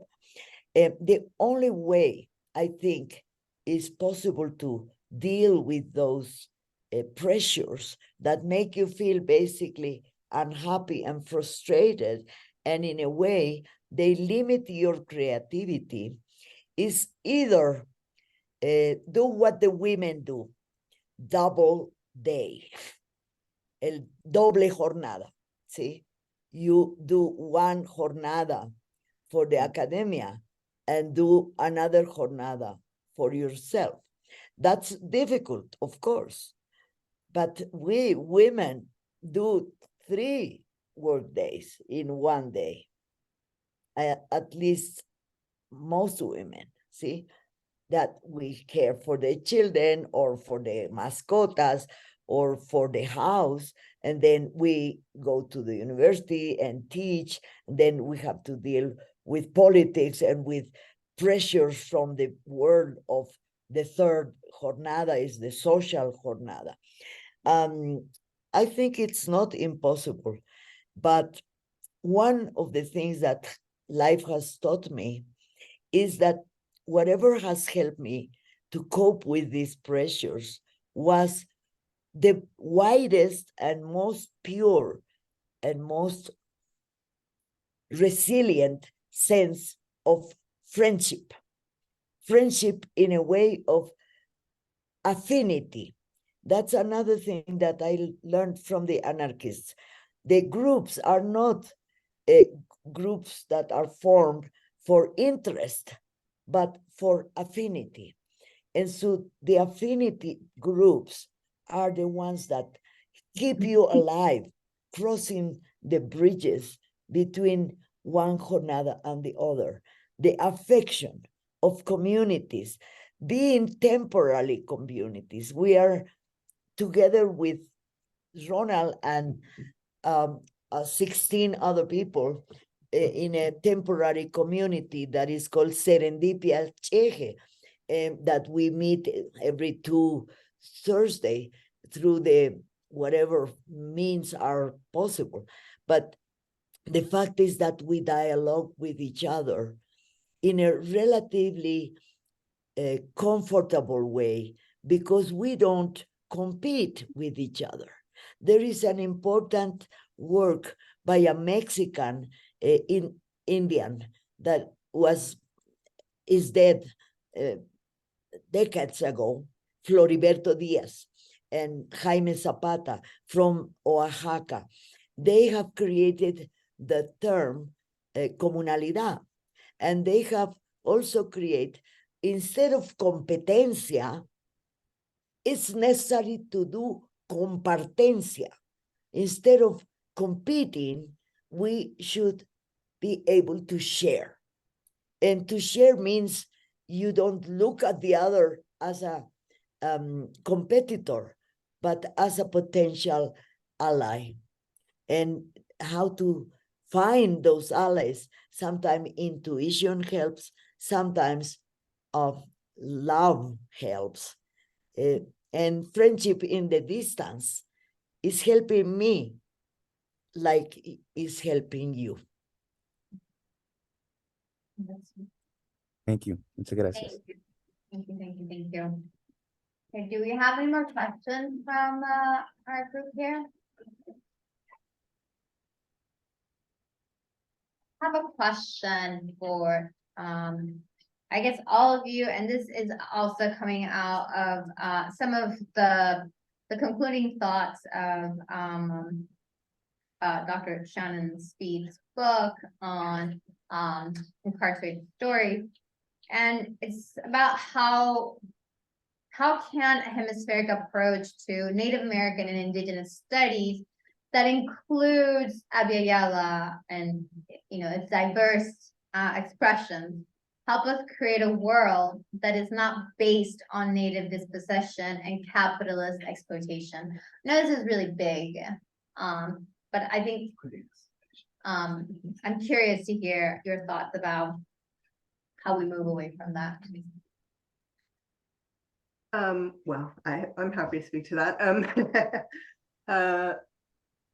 I think that, the conclusion of that book, and this kind of goes to the question about the state as well, the conclusion of that book was not very hopeful about kind of engagement with the state. I mean, essentially, I was concluding that in order for the endemic violence against Indigenous women to stop, I argued that it's inherent to the settler capitalist state and that settler capitalism needs to end, right? So that was the kind of conclusion of the book.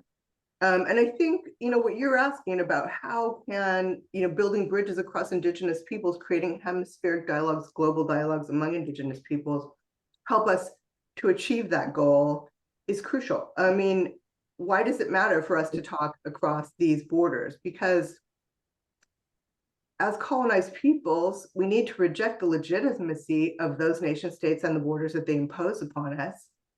And only, when we shift our thinking from nation state frameworks in which, an Indigenous Mexican is somehow different from an Indigenous person from the United States, and that I'm more like someone else from the United States than I am like Sylvia, for example, as Indigenous people, we have to shift that thinking. And once we do, and create kind of a unified way, not meaning that we all think the same, but we all shift our perspectives in that way, we can bring to bear kind of native knowledges and understandings on rethinking the way that the world is organized right now. I mean, the way that the world is organized right now is so incredibly naturalized that, I mean, I teach in classrooms and students cannot, it blows their mind, the idea of trying to think about the world being organized in another way. Like literally the ideology of liberal Western democracies and capitalism is so intensely naturalized that they cannot think of another way of the world being organized. Like that's just like, they just go, oh yeah, right, but that's never going to happen. So we can't even talk about that. Like it's literally discarded. I feel like what indigenous people from everywhere know is that settler capitalism has only been with us for a few hundred years. That's a blip on the radar screen of humanity. And for the vast majority of human time, people have organized themselves in different ways. Not all great, not suggesting we went back to feudalism or something like that, but there are other ways. Indigenous people know that there are other ways of living in the world, other ways of relating to our non-human relatives, other ways of relating to each other. And we can only really bring that to bear once we challenge, move beyond those borders that were very much put in place to divide us, right? Yes, Sylvia. I have to say goodbye very soon, but I would like to add one caution to what Zoila has posed. That's Shannon. Zoila, the person you're responding to is Shannon. Yeah, I cannot pronounce very well. Okay, whoever, the red, beautiful woman that has a beautiful landscape behind her. And I think it is not very good to generalize. Anarchist has taught me one important thing. Individual persons matter. Not the whole community can have so many different individuals, persons who are mean, who are honest, who are dishonest, who sell the culture, who fake. También they can have very honest, wonderful people. But you cannot just say whole indigenous peoples are one homogeneous lot. It is individuals there where you find the friendship, the alliances, the click. When you make a click in terms of you understand each other, then you can understand the way he or she deals with his or her community. And in that way, he or she will teach us how to deal with our own contradictions. I think it's very important to respect the differentiation between individuals and between men and women. For me, it has been much easier to speak in Aymara with women because the boys or the men are ashamed of speaking their own language.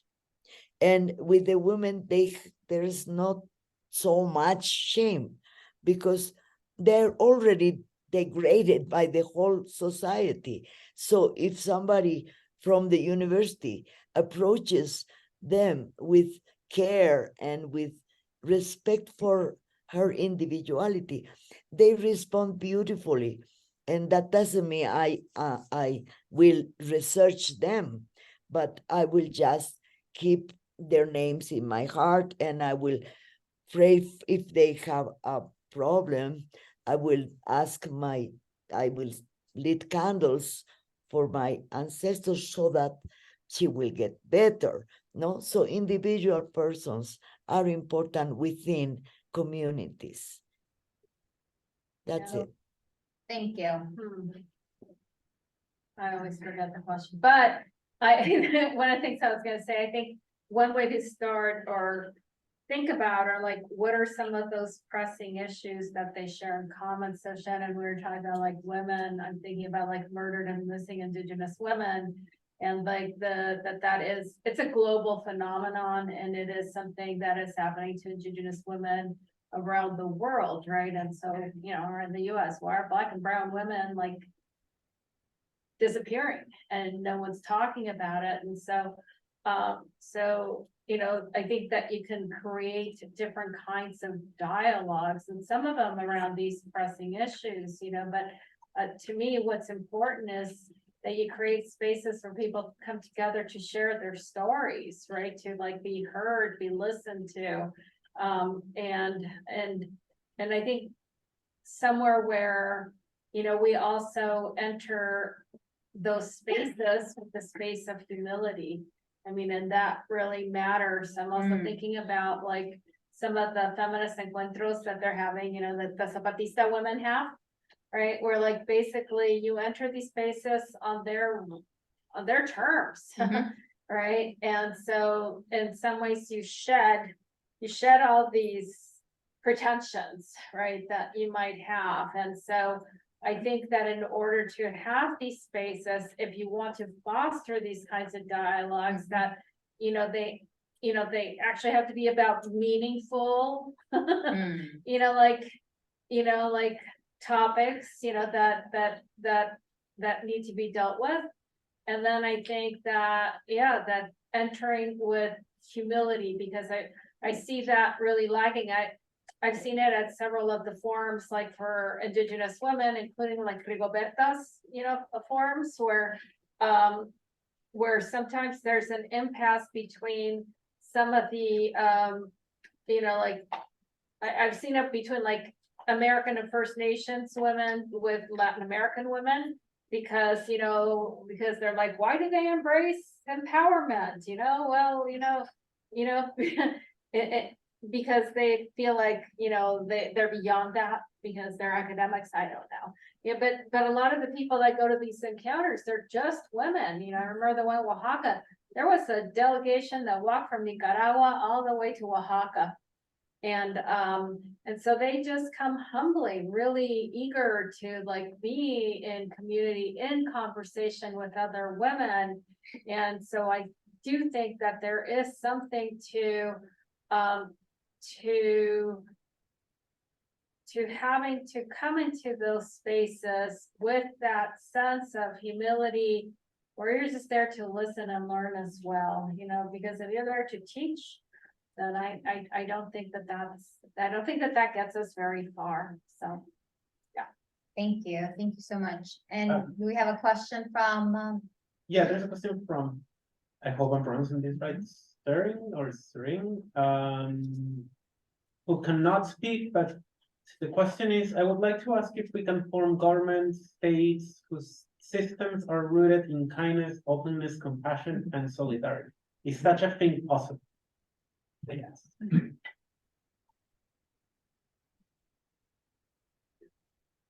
Such a thing possible. I'm sorry, would you mind restating the question? Mine kind of cut out for a second, so I didn't hear the first part of it. I just heard, is such thing possible? And I really want to know what we're talking about. I would like to ask if we can form government states whose systems are rooted in kindness, openness, compassion, and solidarity. Is such a thing possible? No. My opinion, personal, is that you cannot expect nothing good from governments because they belong to a horizon of history that has become genocidal from the very beginning. The birth of the nations is genocidal. And from that type of inheritance, it is difficult to expect solidarity and kindness.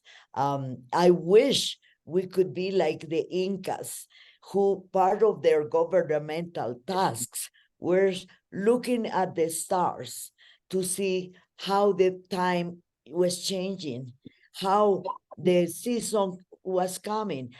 Part of their governmental task was just looking at the stars. That is impossible if today they are looking at satellites to see how to put the bombs in the right place. See, that's especially the government of the United States and the Israeli government. I cannot think of any kind of government except at a very, very local scale.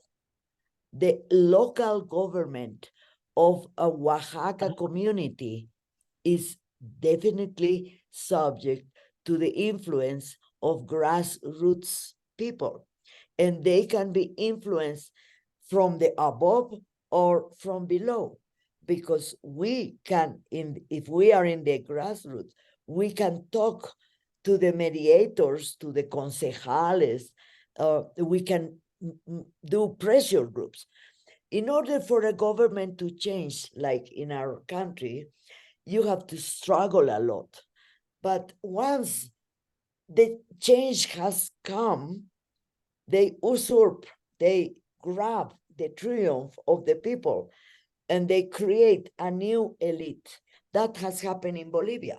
We have had a so-called Indian president. He was completely suffocated by the Marxist left that has predetermined ideas of what to do, how to do, without consulting nobody. And now we are suffering the setback of that. And so I do think we can do with the Junta Vecinal. In our Junta Vecinal of our neighborhoods, we have a word to say. In the alcaldía, in the major, which is the government of the city, we have a very bad alcalde, a horrible alcalde. But we can start in the culture scene to do fairs, to do things. There is some room.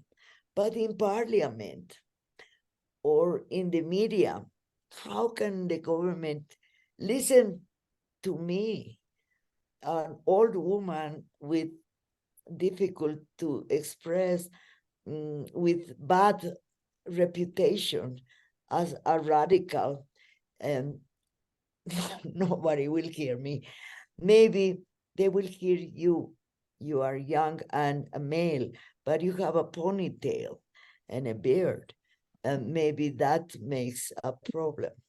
So it's depends on how you deal, but the central government, definitely anarchists would say no. No government, no gods, no law. Freedom. Yes. Yeah, Thank I you. mean, I would agree that you can't have, I mean, states are inherently like unequal structure, so you need to, you know, it's like when you say, I don't know, abolish schools or whatever, you need a whole different structure, you know, so like if you're gonna go back and work within the same structure, then like inherently it's gonna have residues and problems because you're working within like a container that's that's been previously defined, you know, you can't escape it altogether, right? So like what you're seeking, so I think the question is like, what are alternative forms that need to be created? Is that possible? Right, and so, and I think in some ways it's part of the tensions that are being brought out when thinking about like, how do you create alternatives to prisons, alternatives to the police force, alternatives to these kinds of hegemonic forces that are oppressive, right? How do we create different structures for education? Well, all of these we know are embedded within the state. So like, you know, if we're just like, you know, changing things around the container and not changing the container itself, nothing's gonna change really, right? And so I think for me, yeah, it's impossible. So I would agree with you, Sylvia, you know, because what we really need to do is dismantle the state and create something else, other forms. And we know that other forms are possible because they have always existed. Thank you, thank you. I'm And showing you my watch. Es hora. I'm looking at it every 2 seconds. So I please forgive me. The people of Puno are arriving to El Tambo Colectivo and I have to open the door. And I'm very, very sorry that I No. have to say goodbye. thank you so much for Thank you very much. Yeah. Thank you very much. I have learned a lot and I have, yes, felt preocupada, but in a very good sense of the word, because preocuparse es también to care for you, for other people who live different situations. And thank you. Bye-bye. Thank you, thank you. Ciao. Oh, Ciao. okay, well, Shannon, we would love to hear your answer. So I'm all about dismantling the state, and I'm not going to disagree with my colleagues about kind of the Western nation state being the settler capitalist state being structured on dispossession and exploitation and oppression, and I don't think that's actually a salvageable model, or one that we even want to salvage. But I want to say something a little different here, just to throw it out, and I'm sure people have all kinds of contestations to this, but because of the current book that I'm working on is with my tribal nation, the Chickasaw Nation. I don't know how familiar people are with the Chickasaw Nation, but we've been in a process for the last 5 years of 5 decades of reconstruction of our tribal sovereignty. And so I'm looking at what that means to reconstruct tribal sovereignty. And the Chickasaw Nation has grown from being a quite impoverished rural tribe when I was a child to being a really kind of massive operation with many different industries and a massive infrastructure of governance to provide services to the people. And so what I've been thinking about is, well, a couple of things. So, what led the tribe to generate their sovereign governance in this way, to dedicate, and which they did from the start, their efforts to building this massive infrastructure to provide for the Chickasaw people. And it's brought me to a couple of things. I mean, one thing that so the mission, the overtly stated mission of the government, and I should say that we've had the same tribal governor since 1987, so much of this tribal reconstruction period has been under one governor. The stated mission of the government is to enhance the overall well-being of the Chickasaw people. So from the beginning, there's a mission definition of the role of government to improve the lives of the people. And they go about doing that by responsibly and accountably generating wealth. But I want to say that I think there's a different understanding of what wealth means here than one would find in a traditional capitalist sense. What wealth means is value that can be utilized to improve the lives of the people. And the way that's done is by building a massive infrastructure of governance in order to redistribute that wealth through goods and services, not through per cap checks or some kind of cash value. And it's a really interesting project. And part of that governance is sovereignty is created by building compacts with other governments. So the creation of sovereignty through these nation to nation relations. But anyway, what I've come to is that I think there's really an underlying set of indigenous assumptions about the value of wealth, the meaning of wealth, the nature of relation and responsibility of government in terms of care and relationality that are fundamentally different from what those of Western nation states would bring. And so, and as an aside, in the process, I think, it's been a process of engagement with neoliberal capitalism in which has been tremendously successful in terms of capitalist engagement. Our annual meeting was last week and the governor reported revenues in the billions of dollars. So and we're one of the largest employers in the state of Oklahoma. So, it's been very successful, but at the same time, by building this so the logic of neoliberalism is to, shrink down all government responsibility for the mediation of social inequality and kind of throw that back on civil society. And this is like the opposite of that, right? It's creating a massive infrastructure for the government to provide everything for the people. So it's kind of subverting a neoliberal logic, even as the tribe engages in capitalism. So I think it's not perfect. I mean, there's all kinds of things we could talk about in relation to this, but it is a different and I think indigenous approach to creating a different kind of nation state. And we very much view it as a nation.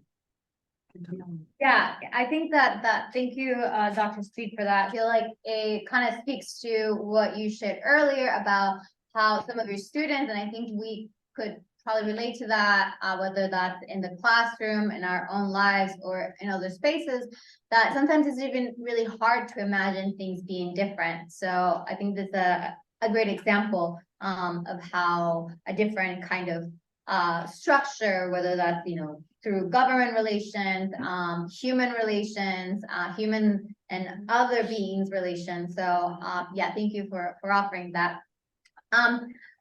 I also have other questions. This is very exciting to me. So if you guys have questions, of course, please raise your hands. Otherwise, I'll ask. So you spoke to something, Dr. Speed, that felt very liberating, I feel, earlier about how the different challenges that we face within our field, Native American and Indigenous studies, to include perspectives from south of the U.S.-Mexico border, but more and more welcoming to other perspectives from Canada, Australia, New Zealand. So I wanted to ask your opinion about what are some potential next steps to break that, or if it's even possible. Can we imagine hemispheric Native American Indigenous studies that includes perspectives and ideas from Abya, Yala? Yeah, I think that the current moment aside, which I think is a particularly fraught one, and it's kind of, has some spreading impact on the relationship with Indigenous folks from the South within Native studies, the whole kind of pretendians thing. But I think also that, just continuing, I mean, what we can and should do is continue to foster those dialogues, to put the literatures, the stuff that's being written, the stuff that people are saying north and south of the border in dialogue in our work. And hopefully, if we do that effectively, if people find our arguments convincing, then they too see the value of putting these things in dialogue, right? And realizing that it makes our knowledge production better as scholars and that kind of thing. I think teaching in this way, so putting together syllabi always that include people from across the hemisphere, that include theorists from across the hemisphere, preferably Indigenous theorists from across the hemisphere, because often it goes across the hemisphere, but it ends up with all kind of non-Indigenous folks talking about Indigenous folks, which could be a similar kind of, separate problem. Right. So, I mean, those are the things that I think we can just practically do in our everyday lives, right? As part of what we do already as scholars. I mean, I feel like I've been at this for a really long time, since I was at Davis. That was, 30 years ago. Others were there at it long before me, folks like Stefano's still in the room, or has he gone? Yeah, and we make progress, but we run up against the same barriers. And I think, you can't force people to engage, right? You have to convince them that it's worthwhile to. And we do that by exposing them to the experiences and the wisdom of people from other places. And, I think that one of the things I was kind of trying to say is that I think, for Native peoples in the US, we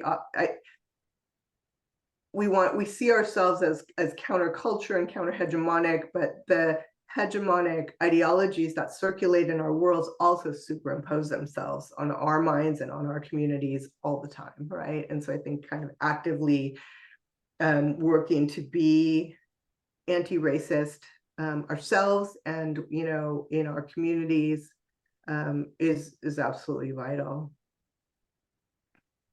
Yeah, thank you. So I was talking with Professor Gutierrez Nájera yesterday about how some of us, and kind of building on some of the work of Sylvia, we all,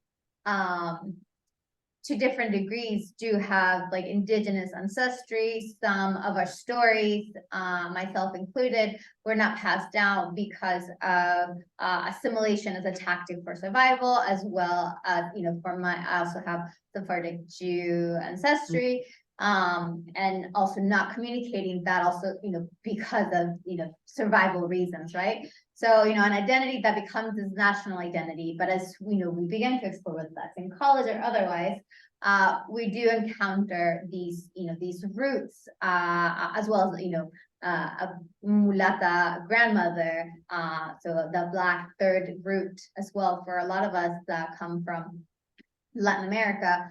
And then we encounter ourselves in these spaces, and for some of us, it could, the process of exploring that could be either mourning, grief, all sorts of things, but really wanting to get closer to that.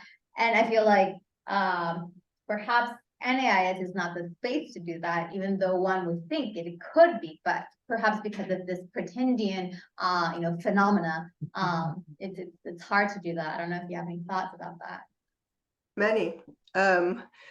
Yeah, I mean, and the first thing I would say is just that everything you just said is, I mean, there's no closer parallel between the experience of indigenous people north and south of the border than the one you just explained. Like, I clearly I'm of mixed descent. Clearly, I didn't grow up in my tribal context. We are one of the, I mean, by anyone's account, Chickasaw are one of the most forcibly assimilated tribes in the country. I mean, we were called the 5 civilized tribes before we even hit the Trail of Tears for a reason. The 20th century was an onslaught against our culture, and we're in a process of cultural revitalization. We're recovering and reinventing those traditions because they were forced out of us, right? And that's one experience. In the United States, there obviously experience varies vastly, but I don't know, very few tribes retain their entire culture, and in very few tribes are people not of mixed descent at this point in time. It's just, that's the experience of colonization of the Americas, the colonization of indigenous people in the Americas, which has to do with both miscegenation, forced and otherwise, and with forced cultural assimilation and, voluntary assimilation. I mean, there's all kinds of stuff going on there, which is what makes, for me, the pretendian context so unfortunate, because it's coming down to very black and white kind of premises for who qualifies as indigenous and who doesn't, in ways that don't acknowledge or take into account the very, very, very complicated histories that we're working with for indigenous people across the hemisphere. And it's also true that for many, many, many, many people from indigenous nations in this country, you really come to begin to grapple with your indigeneity in college. I mean, that's a very, very, very common experience, right? And so, everything, the university is at once a logical place for that to happen, and also a difficult place for that to happen. And I think particularly in graduate school, I have often likened graduate school to getting jumped into a gang. It's a bit like that, in the sense of, graduate school is in part about sort of unmaking you as a person and remaking you as a Native Studies scholar or an anthropologist or what have you, whatever it is you're becoming, to use Sylvia's term. And that is emotionally, painful and difficult. And, there's a process of, I guess what I'm trying to say is there's a process of identity shift that happens in graduate school, some of which can be good in terms of like coming to terms with your ethnic makeup, right? Your indigeneity in this case. But a lot of it is not good, or it's very hard to deal with, right? Like leaving behind your direct engagement with your communities or all kinds of things, right? So it's a struggle. I don't know if graduate programs are the best place to be doing that, but the fact of the matter is that I think both here and in other places, it's where a lot of us do. You're for the first time that you're really in a context where you're reading all kinds of things that give you a broader theoretical context for what you're feeling. And I think it kind of leads to a natural process of evaluation. Lourdes, you should probably speak to this. Well, we were talking about this yesterday. Oh, okay. Yeah. I mean, I think can be fraught. It's hard. I don't know, like, what did we talk about yesterday? Yeah, I mean, because I do think there should be a space. I guess maybe what you're looking for is like more openness to be able to think about these kinds of identities in this space as well, right? So you feel like, like, I don't know, maybe like some people, yeah, I don't know. I'm sorry, my brain is shut down right now. It's okay. Yeah, I personally don't necessarily feel like it has to be like my personal exploration and of identity needs to happen in academia. It happens in all of my relations, academia included, and as a place that I do put a lot of my thoughts and energy and writing into, is interesting. And I think mostly because of the field itself, just learning the different protocols, if you will, within the field that I've learned to really situate yourself in your research. I think, as also like an activist researcher, right? You are invested in the community and the community needs to know who you are and where you're coming from. So I think in that work, which I feel this really wonderful field has fostered for me, is to really situate my knowledge, right? There's I'm not objective, right? I am influenced by my relations and my formations and my upbringing and all those different things. So the scholarship that I am producing is actually asking me to inquire about these things. I am, and also in NAS to explore that. It creates tension, right? And I don't think it only happens to me, it happens to a lot of my colleagues that come from Latin America or different, other indigenous communities, right? Outside of the US, more particular, south of the border. So, yeah. Yeah, I think some of what we were talking about yesterday was like what's considered legitimate or authentic. But it goes back to like the earlier stuff that we talked about when we were thinking about gatekeeping, right? And so I was just saying there are spaces. So I think the important thing, and that echoes what we're saying, is like to find the spaces where you can explore those things. And I was thinking about how the Abya Yala group is actually a really good space, even if it's marginalized within NASA, but it really is an inviting space for young people like yourself to really to think about these aspects of your identity, to identify in those particular ways where you won't be shunned, and and I think where people are willing to have frank, conversations also people are really eager to meet other young scholars who are also indigenous, who aren't necessarily, you know, Native American, or yeah, that's right, that's right, that's right. And so, so I think spaces like those are actually really productive spaces to be able to explore these conversations and sort of like, okay, well, what if, you know, so to embrace those and not to say people won't ask questions, but I do think that people questions are important. yeah, but I do think that maybe those kinds of spaces that are the place to be. Yeah, I don't know. I